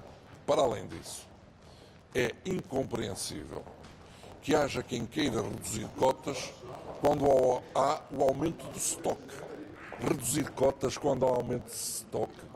Isso é incompreensível e ninguém conseguirá ter uma explicação séria para esse objetivo que alguns têm da redução de cotas. Por isso afirmei que o radicalismo não ajuda à sustentabilidade ambiental, o radicalismo prejudica a sustentabilidade ambiental.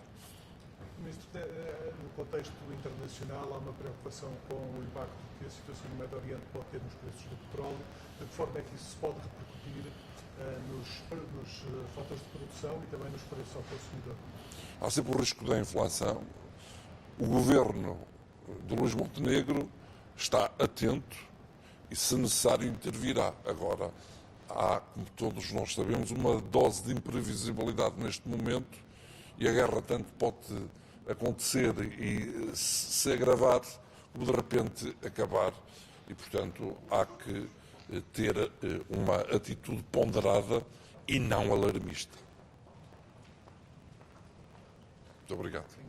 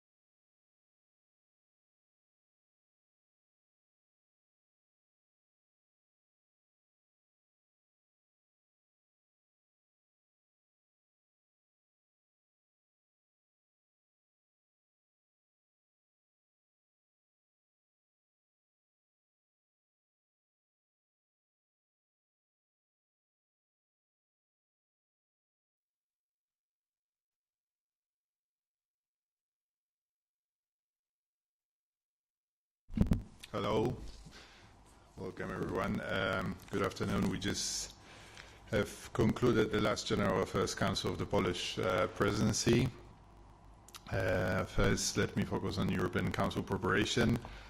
Today we focus on the preparations for the meeting that will happen on Thursday. EU leaders will focus on Russia's war against Ukraine, the dramatic events in the Middle East, and European defense and security.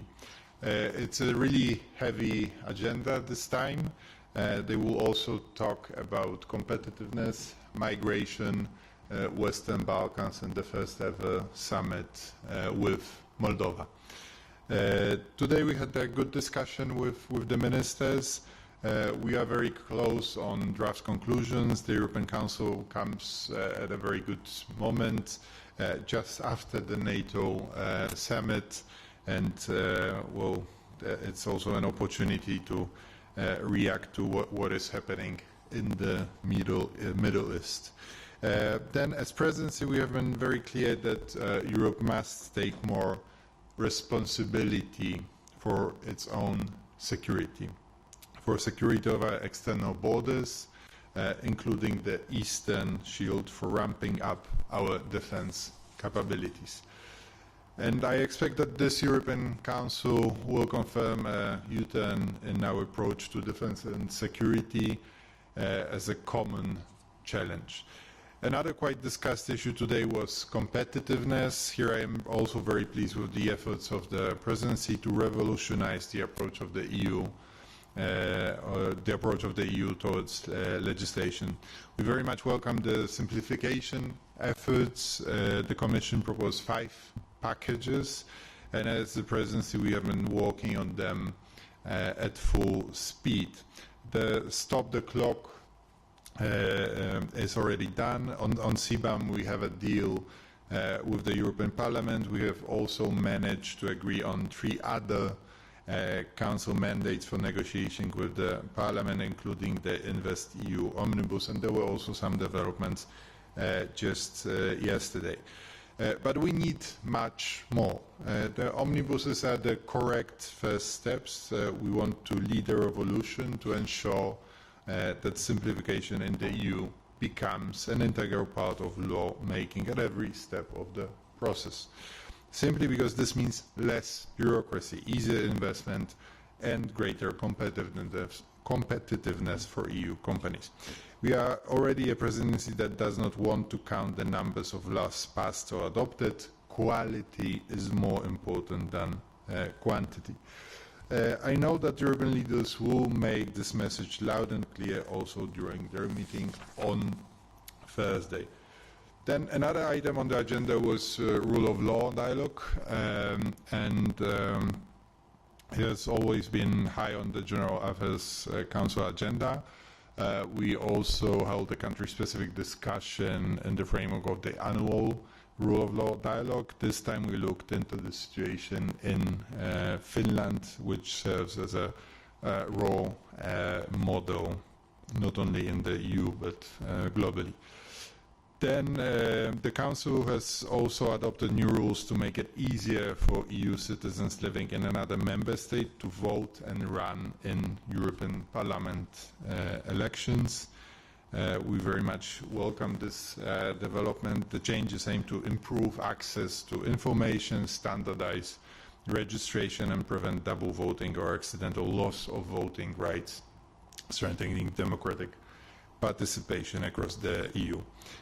Finally, we listened to Portugal's information on the European University Institute, and we had the Danish minister presenting the presidency priorities for the second half of the year. Let me add here then the best wishes for the upcoming Danish presidency for the next 6 months. We are really looking forward to working with you in your new role. Although we still have a couple busy days and the Polish presidency is not yet over, this is the very last council meeting, so it seems, during the Polish presidency. So I would like to take this opportunity and quickly summarize the last 6 months. We made things clear during the Polish presidency that security must be a shared priority of the entire Union. And I think we have done what many thought was unachievable only 6 months ago. Firstly, the SAFE program, which means 150 billion euro for defense. And here I really want to highlight this. This is not only about money, this is not only about the billions of euro. It's also predominantly about a change in mindset in Europe. We're taking decisive steps so that Europe takes responsibility for itself. So I would really like us to acknowledge this particular moment. I truly believe this is a breakthrough. As you know, we also have reached a general approach on the European Defence Industry Programme, which also will offer grants for defence in EU countries. This also includes, which is also important from our perspective, the Eastern Shield, and we are happy that it gained recognition at the European level. I'm also very happy to report that we're able to keep pressure on Russia. We successfully prolonged so the so-called rollover of sanctions, but we also tightened those sanctions by adopting 2 new packages hitting the Russian economy. And right now we're working on the 18th package, and I'm quite optimistic, and I hope we'll be able to still adopt it during the Polish presidency.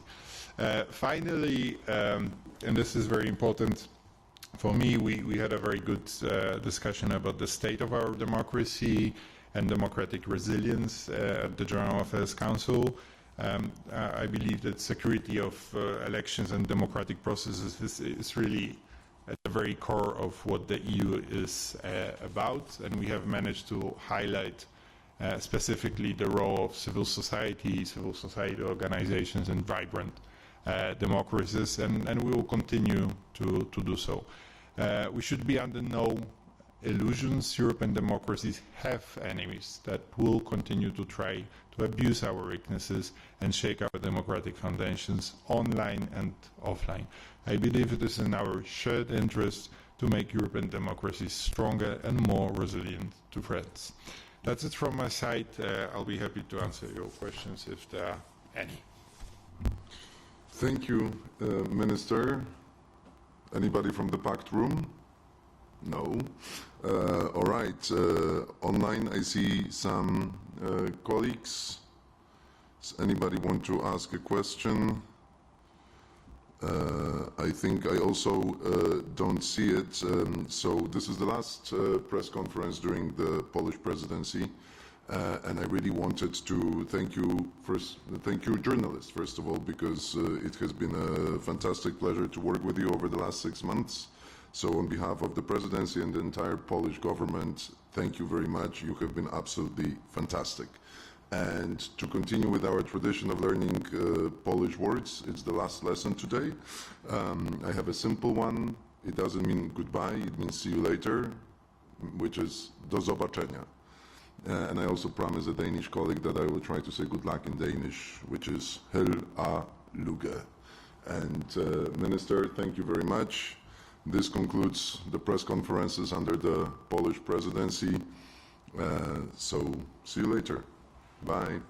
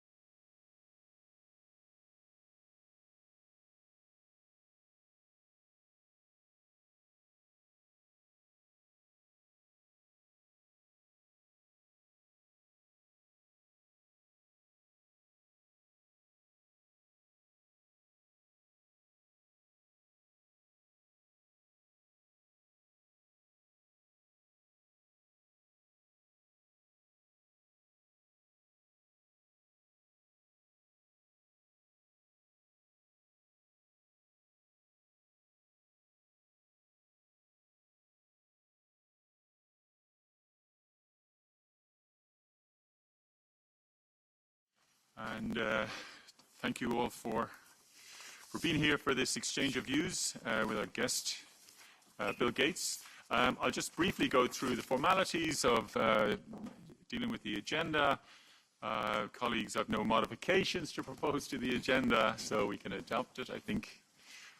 Secondly, we have active interpretation in 10 languages, in English, French, German, Spanish, Italian, Portuguese, Polish, Swedish, Lithuanian, and Hungarian. And as usual, I would encourage you to speak slowly and clearly to help the interpreters. So it's my huge honor to welcome Bill Gates to the DEVA committee with ITRE invited. We've had earlier an exchange on the remarkable work that you have been doing, and this is the 25 years anniversary of the Gates Foundation. And this anniversary falls at a time when we all know that there are shrinking budgets, and the extraordinary fact that the Gates Foundation is now the biggest donor to World Health Organization and to Gavi really, I'm afraid, tells the positive story of Gates and the rather negative story of the US government and member states. So this is a major challenge, and we are facing into Gavi replenishment. So we very much look forward to hearing Mr. Gates' reflections on those changes that are taking place. And of course, the focus today is on innovation. And as we all know, innovation plays a critical role in development, particularly in things like cash and digital payments, new vaccines, water and sanitation and hygiene. And just as innovation requires good management, it requires long-term funding. So these are the issues that we are dealing with today. So following Mr. Gates' address, there will be a question and answer session. We will begin by giving the floor to the Vice Chair of the ITRE Committee, Mr. Giorgio Gori, who's with us, replacing Mr. Budka. We will also give the floor to the Chair of the Sant Committee, Mr. Jarubas, who is also with us here, and subsequently the DEVA coordinators, if time permits, and therefore I encourage everybody to keep their comments as short as possible. We will be able to open to a catch the eye at the end of the meeting. So with that, thank you very much again, Mr. Gates, and I give you the floor for 7 to 8 minutes. Thank you.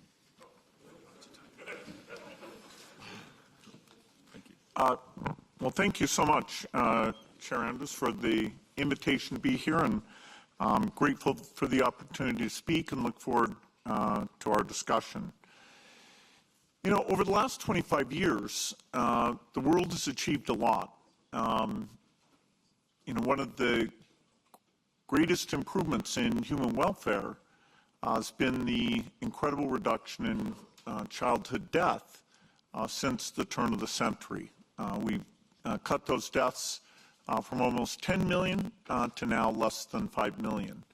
And so that's the track record that we're trying to carry forward to achieve the Sustainable Development Goals, which would ask us to cut those deaths in half again. Unfortunately, because of funding challenges and debt challenges, with the world having lots of priorities, we're now facing a global health crisis. Unlike the pandemic, you know, which came along and was not caused by humans, this crisis is largely one of our own making. Poverty and hunger are on the rise for the first time, and more children will die this year than died last year. The poor countries where most of the deaths are paying more on debts in many cases than they're able to spend on their basic necessities like health and education. And because of these top priorities, what we see is that foreign assistance from across the globe this year have gone down by over 30 billion. Of course, my country, the United States, has made the biggest cuts, but the United States is not alone. Of course, in my time in Africa, in both Ethiopia and Nigeria, a few weeks ago, you know, I was able to see, you know, what it means to no longer fund TB case detection, to no longer fund handing out malaria bed nets, to have medicine stuck in the warehouse. So the abruptness and the scale of these changes challenge us to prioritize, to rededicate ourselves to these things. Already, children have died of HIV who would have been protected with medicines that only cost 12 cents a day. Already we're seeing malnutrition, which is a terrible scourge, going up. And we also see that the risk of a pandemic is greater when we allow these developing country health systems to break down. So the monitoring of avian flu and Ebola, many of those people have been let go, and so our early warning system that would allow us to stop a pandemic before it spreads globally is weaker today than it has been or than it should be. So, I believe we should do everything we can to mitigate this, to drive innovation, and over time recommit to these areas so that we can get back to the improvements that we've had for the last 25 years. Europe, it should be said, has always been the most generous region in the world. The aid budgets are substantially higher than other places, and that's why in all of these fantastic efforts, like Global Fund and Gavi, Europe's been there and it made a huge difference. Particularly in global health, our ability to measure our impact has gotten extremely good. The field at the turn of the century was pretty weak in terms of knowing how many deaths there were, exactly what was causing those deaths. Today I can say that this is a very well-measured activity. We know which programs work, we see very quickly if they're not working, and we're able to make sure this money is very, very high impact. Some of these, the progress is invisible to people, and so the setbacks are likely invisible, and we have to work to change that. The reduction in poverty has been such that as we look forward, almost all of the poverty, over 90% of the children in poverty in the rest of the century will be born in Africa. And so the great success of a number of Asian economies, India, Vietnam, Indonesia, has meant that they've largely graduated from being aid recipients. And so we can take the generosity and apply it to the countries most in need. That's true for Gavi, where 19 countries that were recipients of Gavi aid now are completely financing the vaccines, even though they still get immense technical and procurement support and very low-priced access through the help of Gavi. Tomorrow, with the very generous hosting of the European Union, we're having the Gavi replenishment. That's something we do once every 5 years. And as I said, you should be very proud of both your member states and the European Union contributions to Gavi.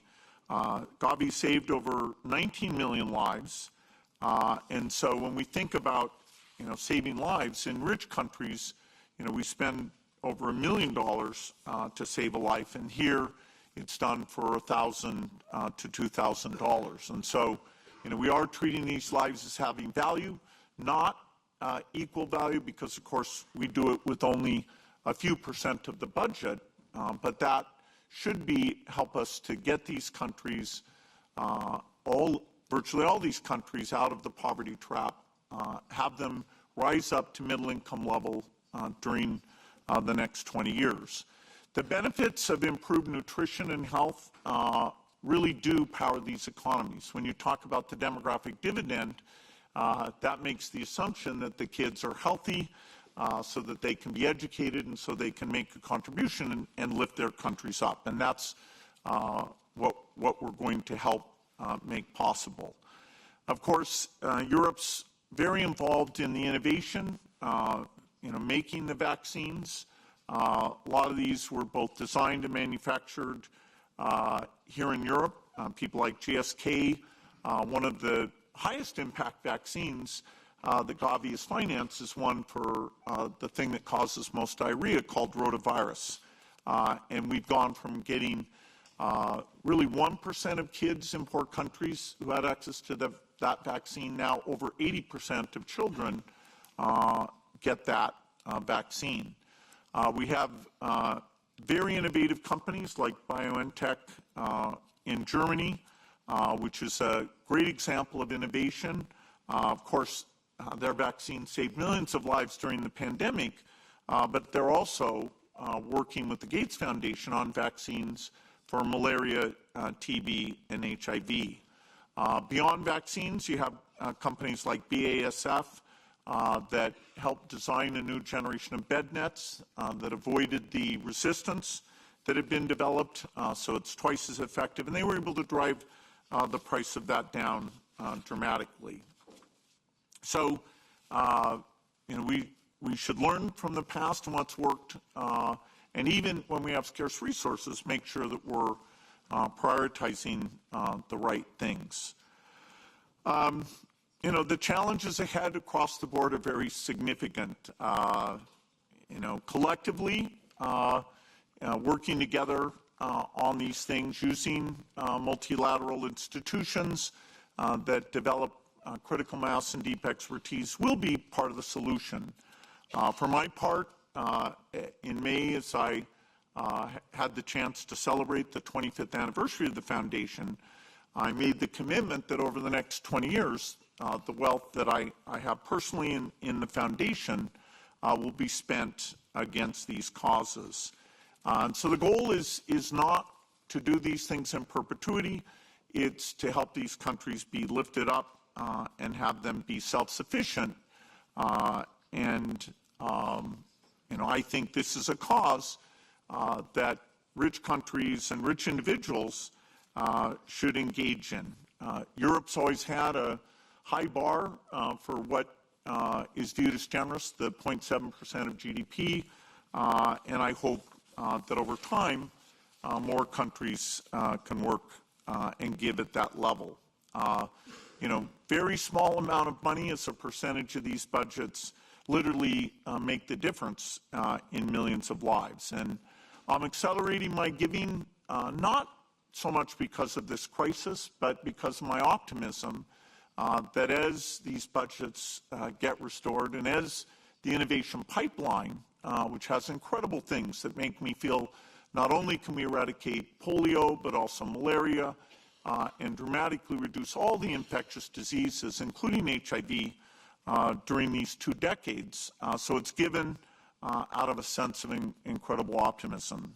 So I thank you for all the partnerships we have in Europe.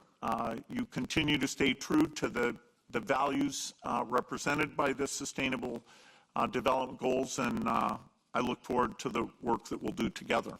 Thank you.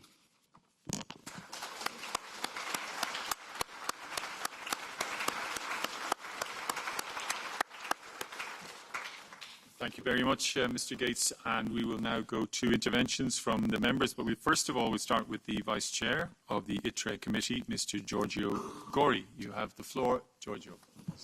Thank you. Good morning, Mr. Gates. Thank you for being here. I will speak in Italian. So, negli ultimi anni i governi, le ONG e molti attori privati hanno dimostrato un impegno sempre maggiore per la salute globale. Oggi però questo slancio si confronta con una crisi senza precedenti. La governance della salute globale sta attraversando un momento di profonda instabilità.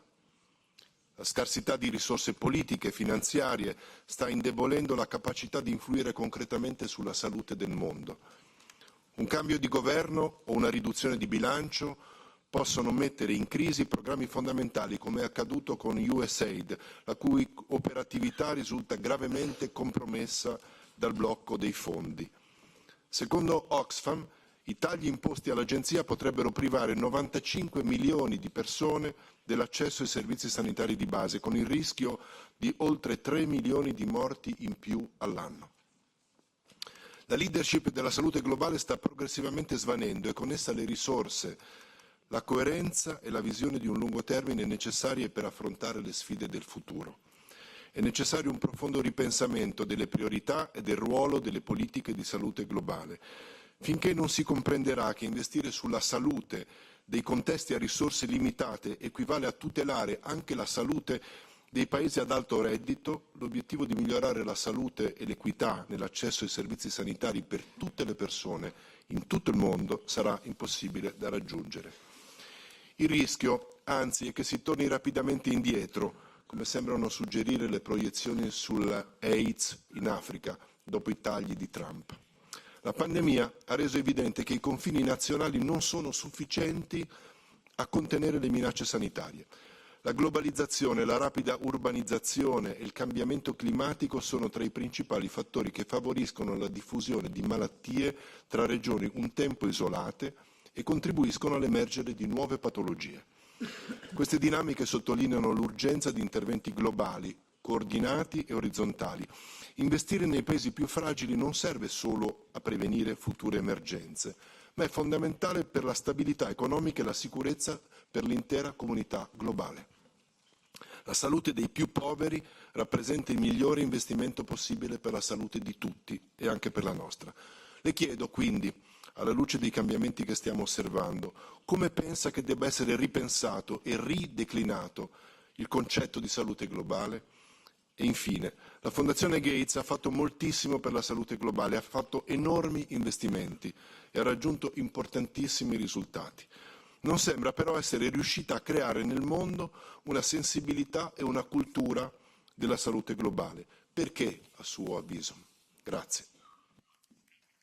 Thank you very much, Mr. Gori. And now we give the floor to Mr. Jarubas, who's chair of the Health Committee.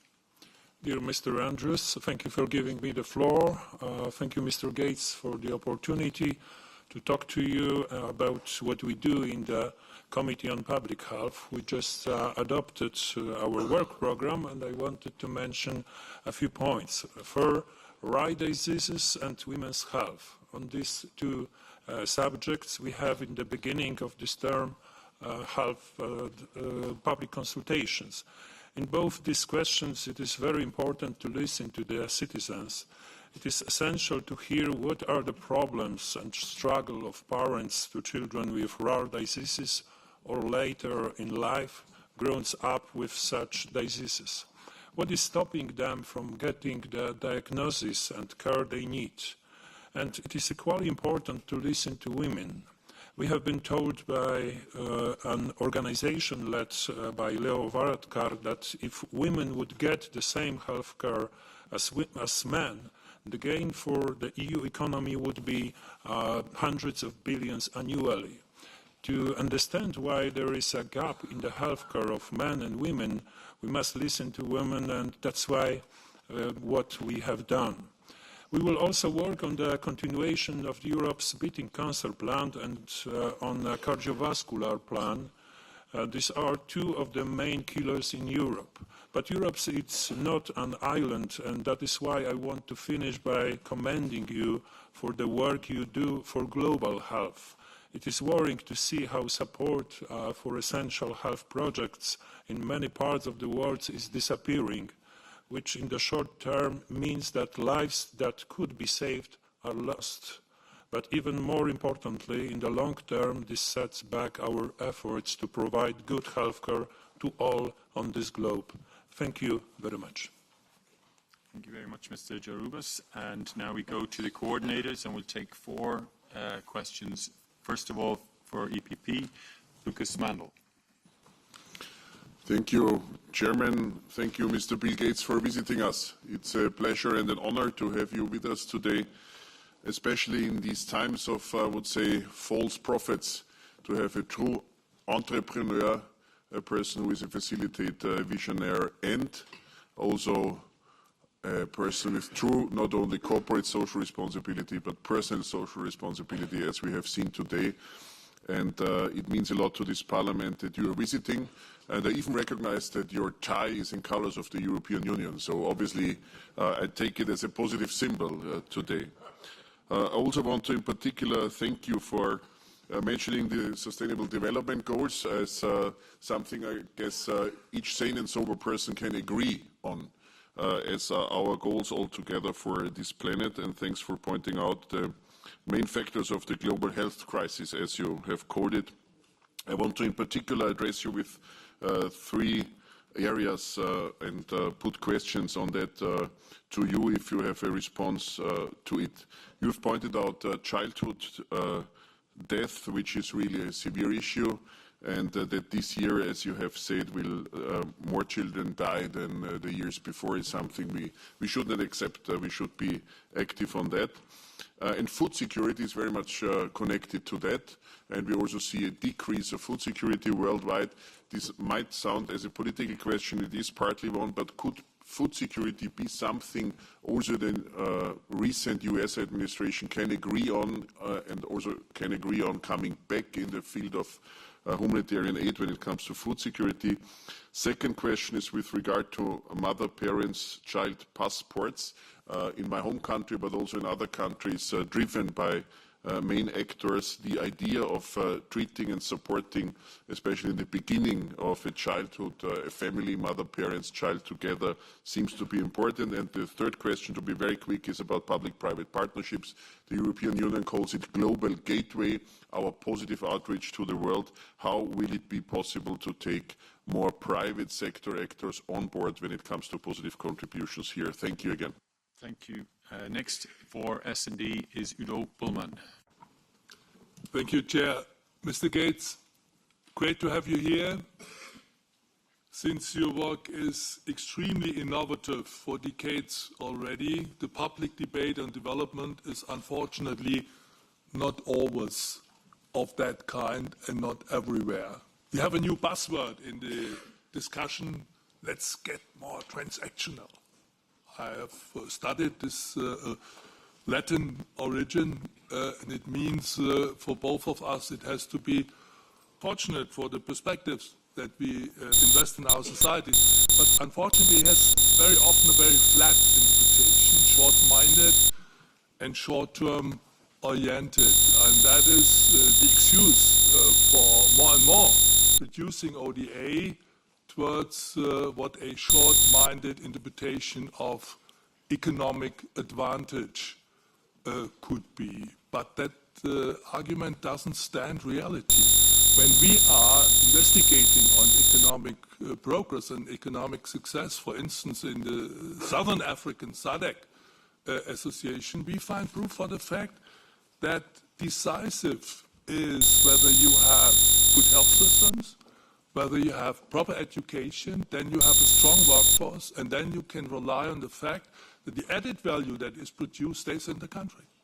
So isn't it a question of innovative, that we discuss in a new and fresh mindset the relationship between human development and economic success? Couldn't that be of the advantage for our political debate also in Europe, as well as worldwide? And do you feel a certain sensitivity when you talk to political leaders and business people for that? I would say this is of the essence because mindsets rule the world and produce better or worse results. Thank you, Udo. Next is for Patriots is George Halveny. Thank you, Mr. Chair. Thank you, Mr. Gates. I'm happy to see you here, and thank you for the briefing that's provided. I have the opportunity to serve the different kind of things as a standing rapporteur for education, and I'm focusing on it. And I would like to ask you about the activities your foundation, the field of supporting the access to education. And of course, it's not a task to private foundation to cover all the gaps, yeah, and of course, yeah, and that's nevertheless your engagement plays a key and guiding role. I would say the guiding role for other donors as well as for partners countries. The very short questions only. That's the education, first of all, it's a long-term investment. And secondly, it's all the time you have to cooperate with the local governments. Without governmental cooperation, it's not possible. And how do you see the possibilities to use the funding to facilitate the governments to make more responsibility for their own people and take political and budgetary commitment, mobilize domestic resources funding for the education? This is, I think, it's a base of cooperation. And finally, I'm happy that this we say all the time it's very important in our job development, bring the people together. You've done successfully, never seen so many people in the same room for the development committee meeting. Thanks a lot for that. Why did you give away our secrets? The next speaker for ECR is Mr. Salvini. Grazie Presidente e grazie al signor Gates. Oggi stiamo trattando uno dei temi più importanti, io credo, perché stiamo parlando dello sviluppo di quei paesi che sono destinati ad avere un ruolo fondamentale da qua ai prossimi 10, 50 e 100 anni. Sono certo, come ha detto lei, che l'Africa abbia bisogno di sviluppo, di innovazione tecnologica, di impianti sanitari, di tutela della salute, di combattere la fame. E lei ha parlato di tante buone pratiche e soluzioni. Ma le chiedo con franchezza, a quale costo? Le chiedo davvero con sincerità. Lei questo vuole farlo sponsorizzando pratiche come l'aborto in Africa? Vuole farlo portando gli OGM, quindi introducendo, a mio e nostro avviso, un esempio sbagliato di agricoltura? Lo vuole fare introducendo il cibo sintetico, quella che sarebbe una catastrofe non solamente per l'Africa, ma per il mondo intero, perché porterebbe all'omologazione di ciò che mangiamo, porterebbe alla privazione della libertà, porterebbe alla privazione della sovranità dal punto di vista alimentare. Lo vuole fare introducendo multinazionali che imporrebbero un modello di vita lontano dai paesi e porterebbero il nostro modello di vita occidentale, che è legittimo voler accettare o meno. Vuole fare tutto questo perché nel caso ci troverebbe non d'accordo, oppure dall'altro lato vuole cercare di rispettare le peculiarità locali dei paesi africani, vuole investire sulle eccellenze locali, vuole fare in modo che le decisioni non vengano calate dall'alto, ma vengano condivise e concertate con questi paesi, con queste persone. Ecco, questo è quello che le chiedo, perché io credo che l'Africa e gli africani, come tutti i popoli, abbiano il diritto di plasmare il proprio futuro. So, thank you, members. And now we go back to Bill, and you have 4 minutes. Well, do your best. Thank you. Great. Well, a lot of what was said, I'm in full agreement with. Let me touch on agriculture and education that I didn't really mention in my opening remarks. The Gates Foundation, we're primarily focused on global health. We spend over 35% of our money is the research and development, funding the creation of new tools, and we spend about 35% on delivery partnerships, including polio, Gavi, and Global Fund. The other 2 big areas for us that are each about 10% of our overall spending are agriculture and education. I wish we could spend more on education. It's a very important thing. The magic formula for uplifting a country is to have kids who are healthy and well educated, and then if you have those 2 things, you've got the key ingredients. It's great. There's a lot of good work going on in education.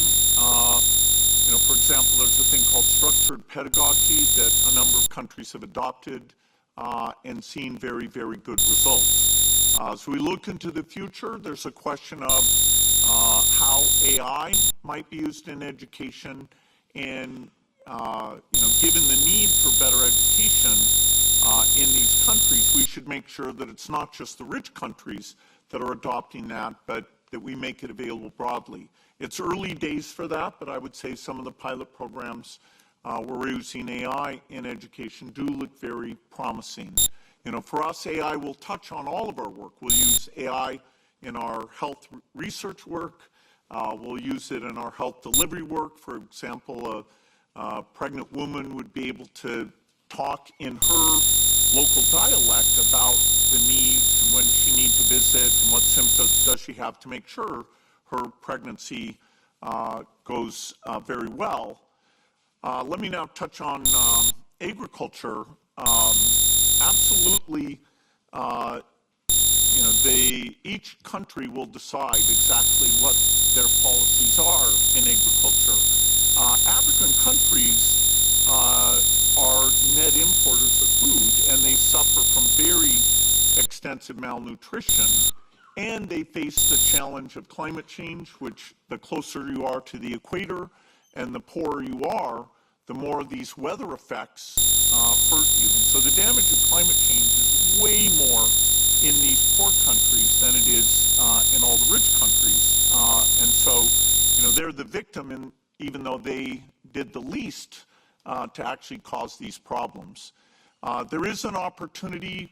For example, we've done work on chickens, and that is a wonderful thing because if you give healthier, more robust chickens, women get far more income because they're the ones who take care of them, and the cost of the protein that comes from the eggs. You know, in Ethiopia, for example, where we've had these new chickens working with the government, the cost of eggs is less than half of what it was, and so it's getting out to lots of kids and helping women there. The same things can be done with livestock to retain the disease resistance and heat tolerance while raising productivity. In seeds, there are a variety of things. There's conventional breeding. There are gene-edited seeds. There's new ways of making fertilizer, so-called biofertilizer, that will be far less expensive. And again, here's a case where if African farmers have never had good weather forecasts, and so actually by using AI, we can give them far better weather forecasts than even rich farmers in Europe or the US have had in the past. And so they can get advice about which varieties to plant, you know, when to sell, how to deal with any diseases that come along in their crops, you know, just taking a picture and getting that advice. And so we're already rolling those systems out. And so agriculture, I see, is very important. And that's one where once you launch something like a chicken hatchery, then the private sector comes in and you can move on to work in another area. Yeah, so I think I hit many of those points. Thank you so much. Okay, we'll go to the second round then, and to start with, for Renew, is Charles Goerens. You have the floor. Oui, merci, Monsieur le Président. C'est en fait la troisième fois que j'ai le privilège de pouvoir rencontrer Monsieur Gates. La première fois, c'était en 2010. Je me souviens l'avoir entendu faire un plaidoyer très fort pour le maintien du multilatéralisme, respectivement de son développement. La deuxième fois, c'était en 2018, où nous avons l'occasion d'échanger avec lui sur l'instrument de financement, le NDICI Global Europe, et aujourd'hui, c'est la troisième fois. Cette fois-ci, les temps sont tellement disruptifs qu'ils remettent en question de nombreux acquis. Et cette année aussi, nous avons des refinancements très importants. Vous avez parlé de Gavi. Je voudrais ajouter le Global Fund, Fighting AIDS, Tuberculosis and Malaria. Donc on va passer devant la communauté internationale pour voir qui fait quoi et qui finance combien. Résultat des courses, après le retrait des USAID, après la réduction importante en nombre de budgets de nos pays, de nos États membres, respectivement de quelques pays asiatiques, il reste très peu de fonds pour répondre à toutes ces attentes. Alors, c'est la question de savoir comment on va fixer les priorités. C'est l'humanitaire contre le développement, c'est le renforcement des institutions onusiennes, notamment l'Organisation mondiale de la santé, contre des interventions directes sur le terrain, Gavi ou Fonds global, Est-ce qu'on peut encore faire les deux? En tout cas, il va falloir faire des priorités. Comment vous voyez, quel est votre conseil pour arriver à trancher ces questions? C'est tellement important et tellement douloureux, et connaissant votre engagement, votre point de vue va peser dans nos réflexions, dans nos débats. Merci. Merci, Jean. The next speaker for the Greens is Eric Markert. Yes, thanks, Barry. Thank you, Mr. Gates, for being here. Yeah, lots of points have been already raised. I try to keep it short. First point I wanted to raise is that development policy has increasingly focused on public-private partnership in the recent years. And I think an important question is how can we ensure that private investments don't just flow to middle-income or low-risk countries, but also benefit the poorest and most vulnerable regions. Second question, short question, maybe more complicated answer, but would you agree that cuts in development spending are part of a broader political trend, kind of cultural retreat into nationalism? And if so, how can we reverse this trend? And third question, what have been your biggest mistakes in the last 25 years? Or the Gates Foundation's mistakes? Thank you, Eric. This left coordinator is not present, I think. So then we go to Mr. Froelich for ESN. Is he present? No, he's not present. So let's go back to Mr. Gates for your replies, please. Thank you.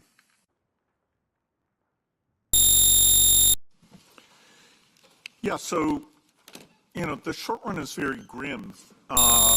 And the abruptness of the U.S. cuts, were completely unexpected, including, over 95% of the USAID people being let go. It was about 10,000 people worldwide, almost 4,000 of those in Africa. And so they're gone. And so even tracking what's going on, they were a very high percentage of the health expertise in Africa. For example, in Nigeria, they had 214 people, they have 0. In Ethiopia, they had 140, they have 0. So, a lot of the stories are now coming out about that, and, it should remind us, these aren't just numbers. These stories are very tough.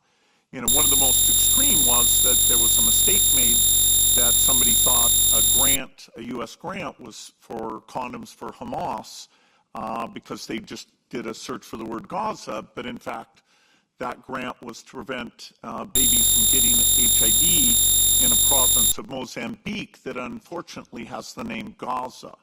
So it was close. It was 1,000 miles away, and it was preventing HIV instead of condoms for Hamas. So that's the kind of care that went into the cuts that took place. So we are going to, we're going to hit a low here, and the estimates of the number of deaths involved are, still there's quite a range, but in the end it will be over 1 million deaths because of these cuts. Now that doesn't take us back to the 10 million a year. And at the turn of the century, people didn't, realize. So we have to remind people this is a very successful endeavor, even though we're going backwards for a period of time here. Innovation can reduce our costs. For example, the Gates Foundation was able to prove that the HPV vaccine, instead of needing 2 doses, you get full protection with 1 dose. And so not only the countries that get Gavi vaccines, but actually a number of countries, including the UK and 20 others, were able to save in their healthcare budget because we made that investment.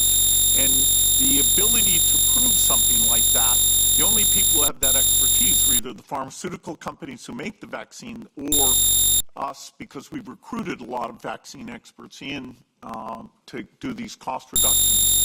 Gavi has brought the cost of vaccines down very, very dramatically, and that's why even if we were flat funded, we could add new vaccines for things like HPV, RSV, and malaria. And, with our reductions, we'll be able to do less of that. But, we can continue to get these costs down. Some things things we do, like polio eradication, that the world is spending over $1 billion a year on that, which I'm the biggest supporter of. But as we succeed with that, that goes to zero, just like with smallpox. You know, when that was eradicated way before there was a Gates Foundation back in 1980, you know, we haven't had to spend on that since then. And so, you know, understanding how to get these delivery costs down and have really inexpensive drugs and vaccines is part of the reason that progress will resume. We will integrate these systems, we'll find some efficiencies, and depending on the level of generosity, we can reverse these trends in somewhere between 2 to 5 years, I believe. In terms of the private sector, you know, there are pieces that it really won't fund. You can't do a private-public partnership for delivering basic vaccines. You can make cheap vaccines, but the actual primary healthcare system that delivers those and helps pregnant women, that's got to be funded by government funds. You know, those need to be very free services, providing bed nets. You know, almost all of education needs to be funded by government. There are some fantastic areas like electricity and roads and agriculture, super important things, many of which are climate-related activities that can be done through public-private partnerships, particularly as new technologies, the risk is taken out of them, and the private sector sees that, okay, you've used this technology, a new way of making cement or steel, enough times that it's, you know, the risk has been taken out, and so now private capital can take it like they are with solar panels or electric vehicles and scale that up around the world. And so, you know, we have areas that will always be dependent on government, both domestic and aid-type financing, and areas where, if we're clever in how we grab innovation, we can draw the private sector in. We have time for a very quick catch the eye, and we'll take them in the order in which they requested, but we limit it to 5. So we'll begin with Mr. Kolar, EPP, if he is present. Mr. Kolar, the floor is yours. Please, 1 minute.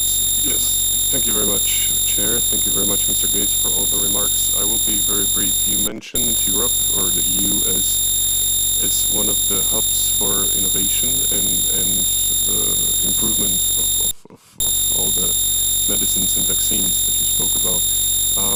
What other regions do you seek help in? For example, India, to my knowledge, is a great producer of modern medicine. They have very good pharmaceutical programs, but we must be aware, of course, that not all countries and not all regimes understand aid as we do. They tend to confuse aid for corruption. So what's your take on that? Are there regions where you also seek help apart from Europe, being aware that their approach to our goals may be different? Thank you very much. Thank you. Lara Pain, please, you have the floor for 1 minute. Yeah, thank you, Chair. Muchas gracias, señor Gates. Quería preguntarle 2 cuestiones muy concretas. Usted ha hablado de que todavía nos cuesta monitorear el impacto que va a tener el desmantelamiento de USAID y el recorte de algunos Estados miembros de la Unión Europea. Hay algunos estudios, el último del Instituto de Salud Global de Barcelona, que habla de 14 millones de víctimas, de todos menores. Estamos a unos días de la cumbre de financiación para el desarrollo en mi país, en Sevilla, donde, por desgracia, será la primera vez que esta casa, el Parlamento, no tenga una opinión consensuada respecto a ello. ¿Qué mensaje lanza usted a los líderes europeos que van a estar allí presentes? Y la segunda pregunta, usted se anticipó a la pandemia, habló de los riesgos serios de una epidemia. Hoy debatimos una estrategia europea de preparedness. Le quiero preguntar qué elementos esenciales debería tener para estar mejor preparados para la próxima. Gracias. Thank you, Lara. Next speaker is Ms. Morano, please.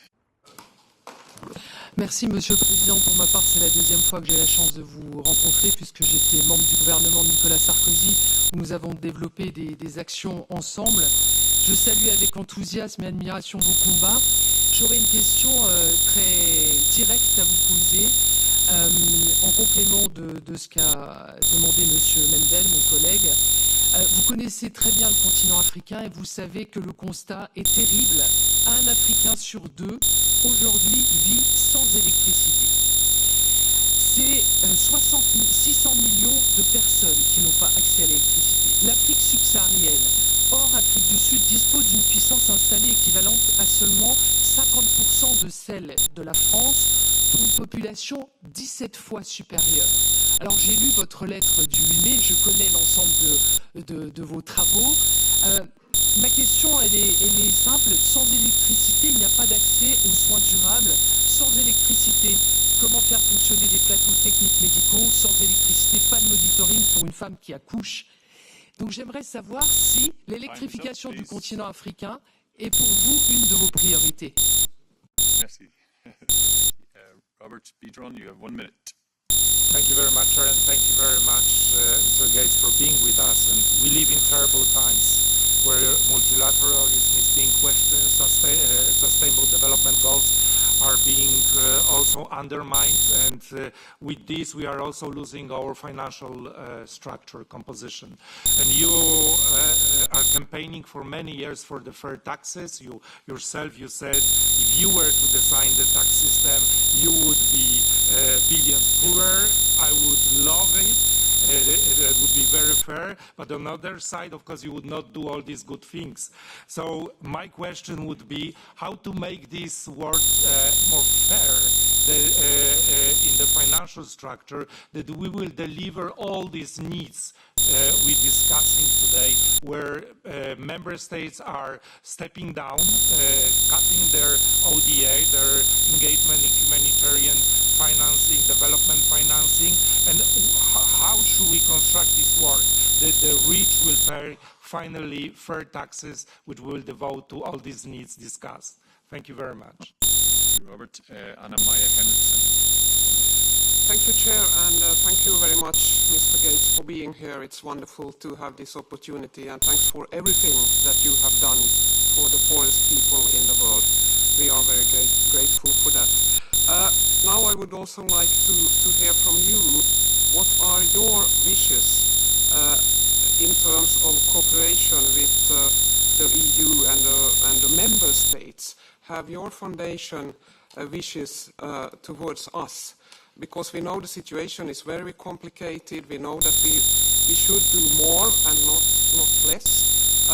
But as you see it, what can we do to be a part of the solution in the future to get more people out of poverty, more children to school, to have them educated and to make them alive? Thank you. Thank you, Anna Maya. So, Mr. Gates, thank you. You've given those questions and comments and an opportunity for some concluding remarks as well. Thank you. The floor is yours. Yeah, in terms of tax systems, every country is very different, and the only one I know well is the United States. One thing that is always surprising to me is the United States is one of the few countries that has a serious estate tax. And so instead of having dynastic wealth that gets passed down, generation to generation, we have a 55% estate tax.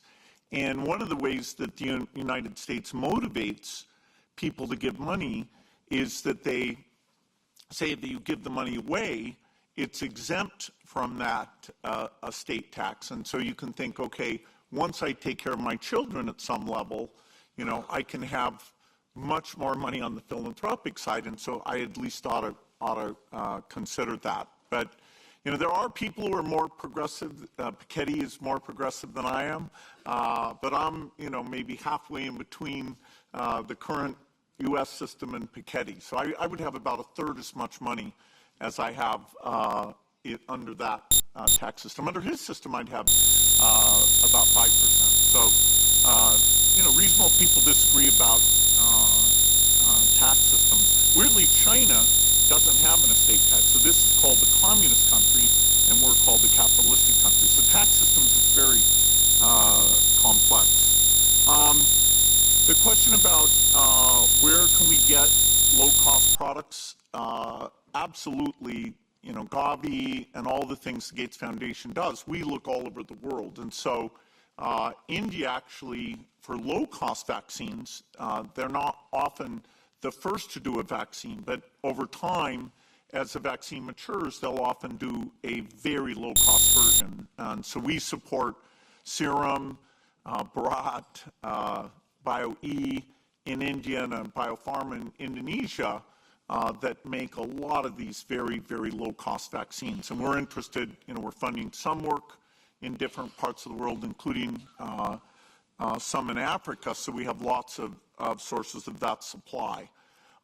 The beauty is that you can go through the WHO pre-qualification effort in order to make sure you have global quality. And so the foundation works very closely with WHO PQ to make sure that they're fast and very accurate. They kind of serve as the regulator for all of the low-income countries. It's very hard to measure the impacts of these cuts. And so you'll see numbers that vary by a factor of 3 or 4 because you have to think, okay, is it the cuts over time or is it just a near term? Take HIV. If people have to take HIV medicine and when they're ill, they don't die right away. They live quite a while and they infect other people. But then they're very sick and nobody ever tries to get them, and so their life expectancy is about 6 years. With malaria,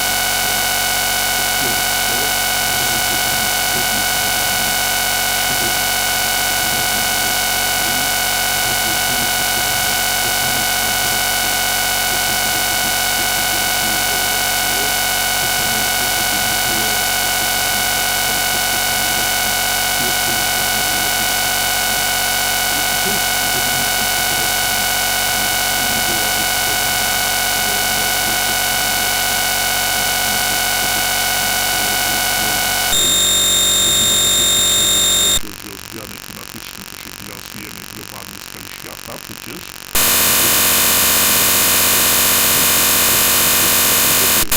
Ten nadmierny import do Europy, żeby nie naruszył stabilności rynku, żeby nie naruszył interesu rolników w sensie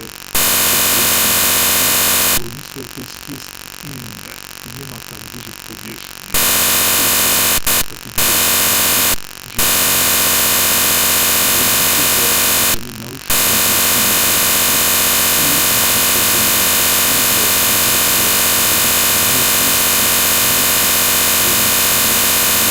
żywności, że ludzie niechętnie przyjmują jest pewnym problemem, że nie ma, stąd komisarz mówi dużo o odnowie pokoleniowej w rolnictwie.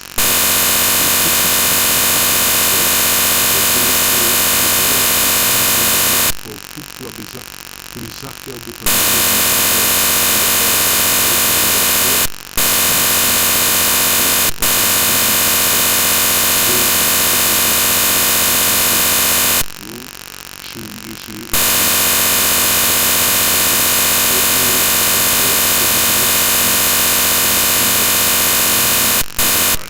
równowagę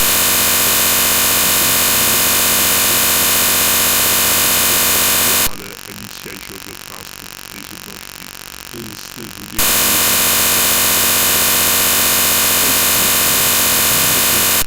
ta umowa w obecnej formie nie jest do akceptacji, nie jest do przyjęcia.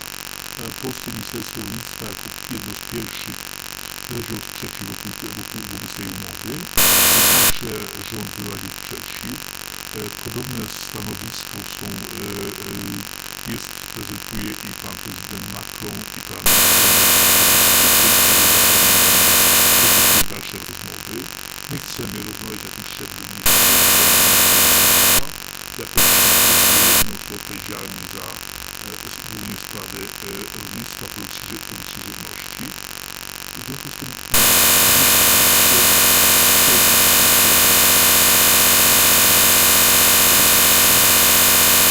relacje handlowe to nie w oparciu o taką umowę. Ta umowa musi być uzupełniona ma w sposób istotny i rolników europejskich.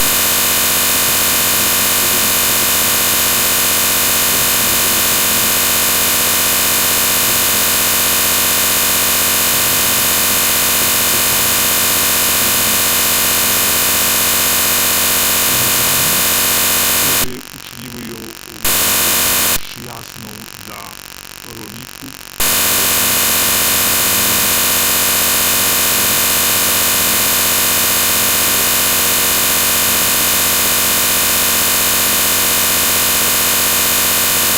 To jest ważne.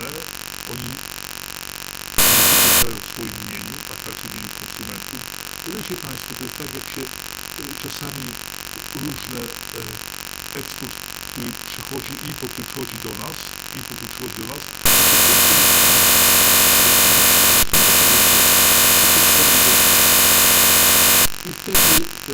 wtedy co robiła bardzo ładnie Rosja.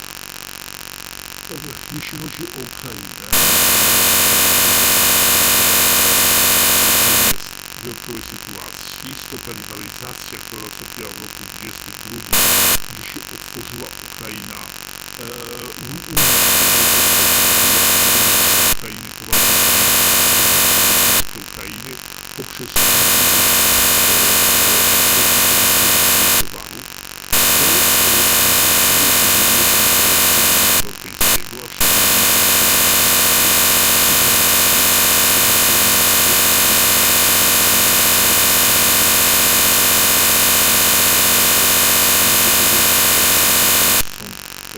gospodarstwa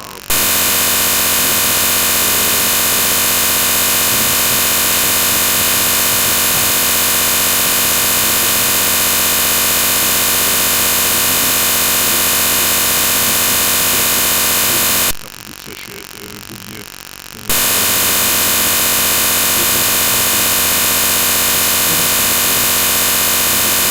były prowadzone te ATM-y czerwcu 24 do czerwca 24 wróciliśmy do tego układu stowarzyszeniowego, który obowiązywał przed rokiem 22, a więc to było małe dopuszczenie towarów ukraińskich na rynek europejski, ale teraz Ukraina negocjuje, rozmawia, bo chce zwiększyć ten swój udział swojego eksportu na teren. Nie możemy zgodzić, aby ten udział był taki wysoki, które wypuszczają określone towary europejskie, jaki był w okresie liberalizacji. Liberalizacji znacznie ograniczali, od czerwca 24, bo tam były pewne kwoty, których nie można było przekroczyć. Uważamy, że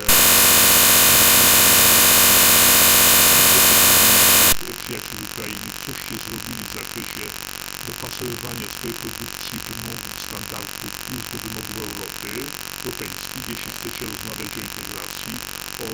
To są trudne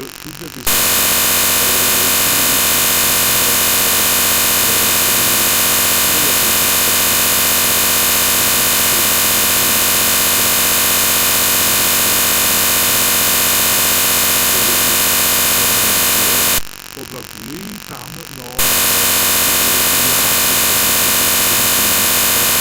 w roku tak chyba 18 czy 17 dałem negatywną opinię do ówczesnego relacji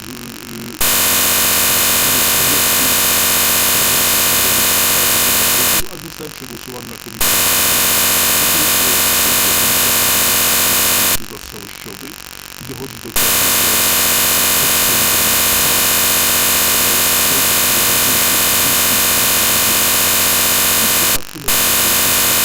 że koszty, a zyski są w innych obszarach wymiany handlowej.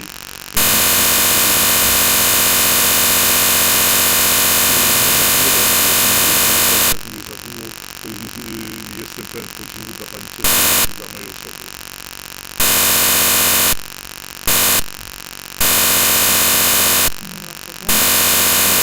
Do you have any other questions? I think that seems to be it for today.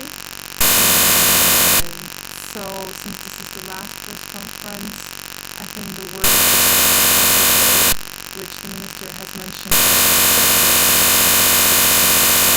dziękuję to everyone, which means thank you, obviously, in Polish.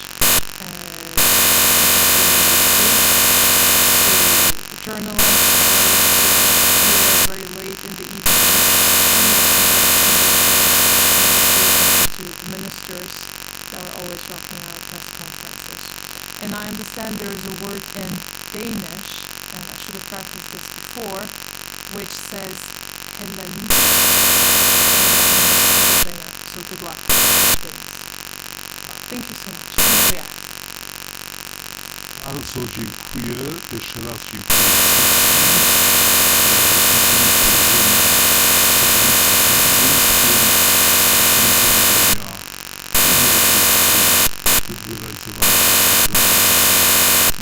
Świat przed dobrym kierunkiem.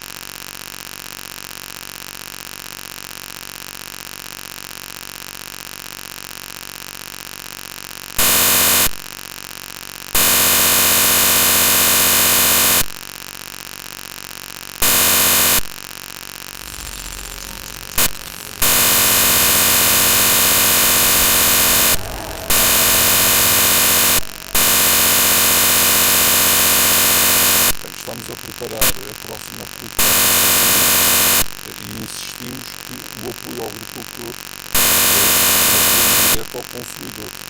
E face à instabilidade que é cada vez mais notória à situação geopolítica, a segurança alimentar é cada vez mais importante e que temos que fazer é também para o vinho, que é extremamente importante, as medidas de simplificação para todo o setor agrícola, a diminuição dos encargos administrativos é absolutamente essencial e está em linha com o que temos defendido aqui desde que estou ministro e ainda na legislatura anterior, e está também em linha com a guerra à burocracia que o Primeiro-Ministro abordamos também a questão da preparação da pesca e das cotas. E nesse sentido é extremamente importante que os pareceres científicos sejam abrangentes, tenham em conta a realidade, mas é importante que também se saiba e se note e se registre que não são o único elemento da decisão. Para além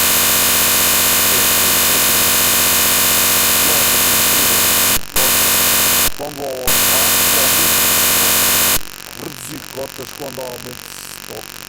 Isto é incompreensível e ninguém conseguirá ter uma explicação séria para esse objetivo que alguns têm, que é o radicalismo, não ajuda a sustentabilidade ambiental e prejudica a sustentabilidade.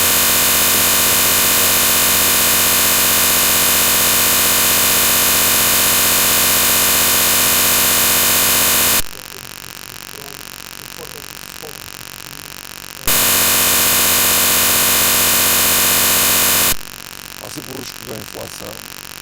O governo de Luís Montenegro está atento a iniciar iniciativas. Há, todos nós sabemos, uma dose de imprevisibilidade neste momento e a guerra tanto pode acontecer e se agravar, de repente acabar ter uma atitude ponderada e não alarmista.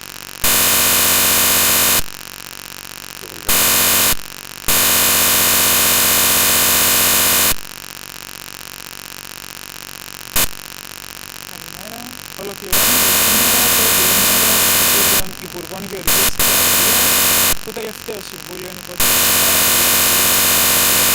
αυτό το οποίο έχει καθορίσει για το Συμβούλιο είναι η συζήτηση για τη γύρω από την τάξη και την απλοποίηση της αγροτικής με έτσι να καθορίσουν πολύ σημαντικές ενέργειες η κοινή επιστολή. Η κοινή επιστολή των 22 χωρών που συνυπογράφουμε και η κοινή επιστολή που έχουμε καταθέσει και στον Επίτροπο Προπολογισμού αλλά και στον Επίτροπο Γεωργίας.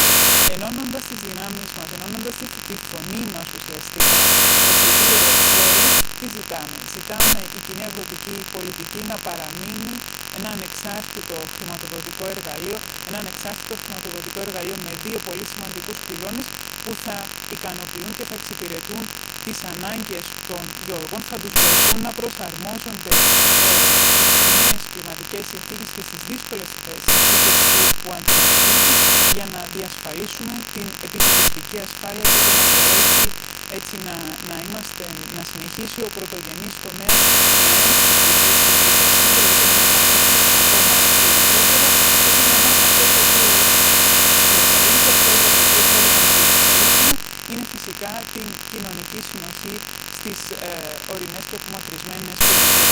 Είναι πολύ καλά ότι η γεωργία συμβάλλει ιδιαίτερα από το σύστημα συνοχής. Οπότε καταθέτοντας λοιπόν αυτή την επιστολή, ευελπιστούμε ότι θα δούμε στις νομοθετικές προτάσεις της Επιτροπής να εισαγγείται η κοινή αυτή θέση των 22 κρατών μελών. Πολύ σημαντική εισήγηση που έχουμε καταθέσει εκεί είναι το Ταμείο Κρίσεων. Η θέση της Κύπρου είναι ότι πρέπει να έχουμε ένα Ταμείο Κρίσεων που να ανταποκρίνεται στις ανάγκες των γεωργών και να χρηματοδοτείται εκτός της αγροτικής συνήθειας.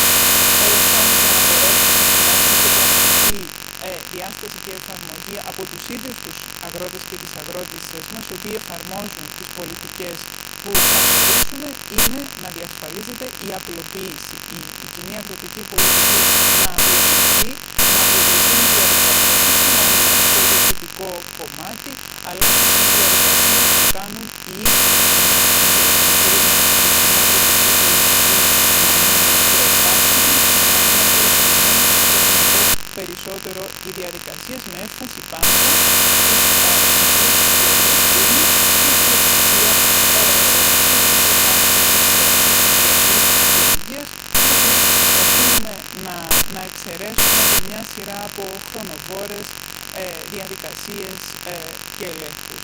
Επαναλαμβάνω, αυτό το οποίο είναι σημαντικό για μας είναι να δούμε τις εισηγήσεις μας, να εισακούγονται και να περνούν στις νομοθετικές προτάσεις που αναμένουμε να καταθέσει η Επιτροπή. Ευχαριστώ. Danas smo na vijeću ministara za poljoprivredu i ribarstvo nastavili sa raspravom o točkama dnevnog reda. Posljednje na vijeću pod predsjedanjem Poljske danas je održana primopredaja budući rad ovog vijeća, gdje će Danska već od sredine idućeg mjeseca, mjeseca srpnja, preuzeti predsjedavanje Agrifish vijećem kao i ostalim vijećima na razini, dakle, revizije.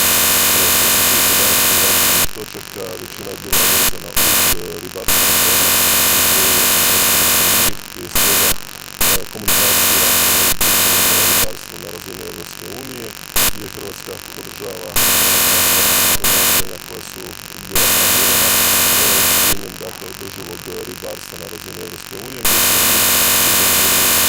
načinom upravljanja u Jadranskom moru i našim praksama koje su se prije svega zasnivale na zdravstvenom pristupu, dakle, ovom dugoročnom održivom ribarstvu na razini Europske unije. Vezano za definitivno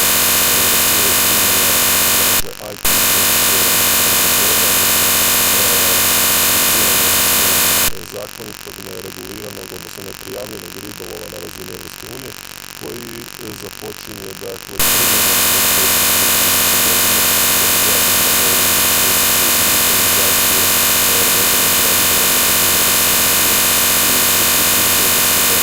onim zemljama članicama u konačnici u praksi, dakle, provoditi ovaj način ribolova. Vezano za prijedlog Švedske, vezano za koordinaciju malog ribolova, odnosno priobalnog ribolova u Baltičkom moru, podržali smo inicijativu.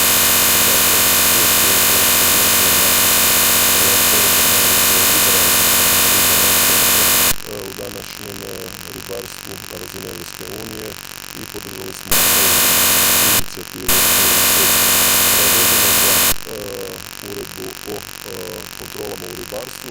Naglasili smo aspekt diferenciranog ribolova na razini Europske unije, odnosno ribolovnih alata koji se koriste koji odnosno ulaže naše primjeri. Vezano za drugi ovdje mogu napomenuti da su to izazovne teme vezano za ono što je u obliku standarda propisano na razini proizvoda, poljoprivrednih proizvoda na ono što se, dakle, iz trećih zemalja što dolazi na područje Europske unije i da se uvozne tolerance propisuju vezano za rezidovima aktivnih tvari u primjeni pesticida u ovim trećim zemljama. Nerijetko se događa da imamo neravnopravan položaj naših poljoprivrednika na razini Europske unije u odnosu na one treće zemlje koje primjenjuju, dakle, kvote koje nisu dozvoljene na razini Europske unije i tu podržavamo, dakle, ovaj prijedlog Francuske da se to regulira zakonodavnim okvirom. Što se tiče ostalih prijedloga, podržavamo i prijedlog Austrije da se buduća registracija zaštitnih sredstava odvija i na razini regionalnog karaktera, jer imamo primjere da i u našoj praksi se često događa da nema interesa za registraciju pojedinih zaštitnih sredstava na razini Republike Hrvatske i onda se tako predlaže i Austrija da ubuduće dakle, registracija odvija na regionalnom. Evo, to su bile teme jednu temu koja je vrlo važna, a to je tema vezana za primjenu uredbe o dobrobiti životinja u transportu, dakle živih životinja, gdje se mi zalažemo za dobrobit životinja, za zaštitu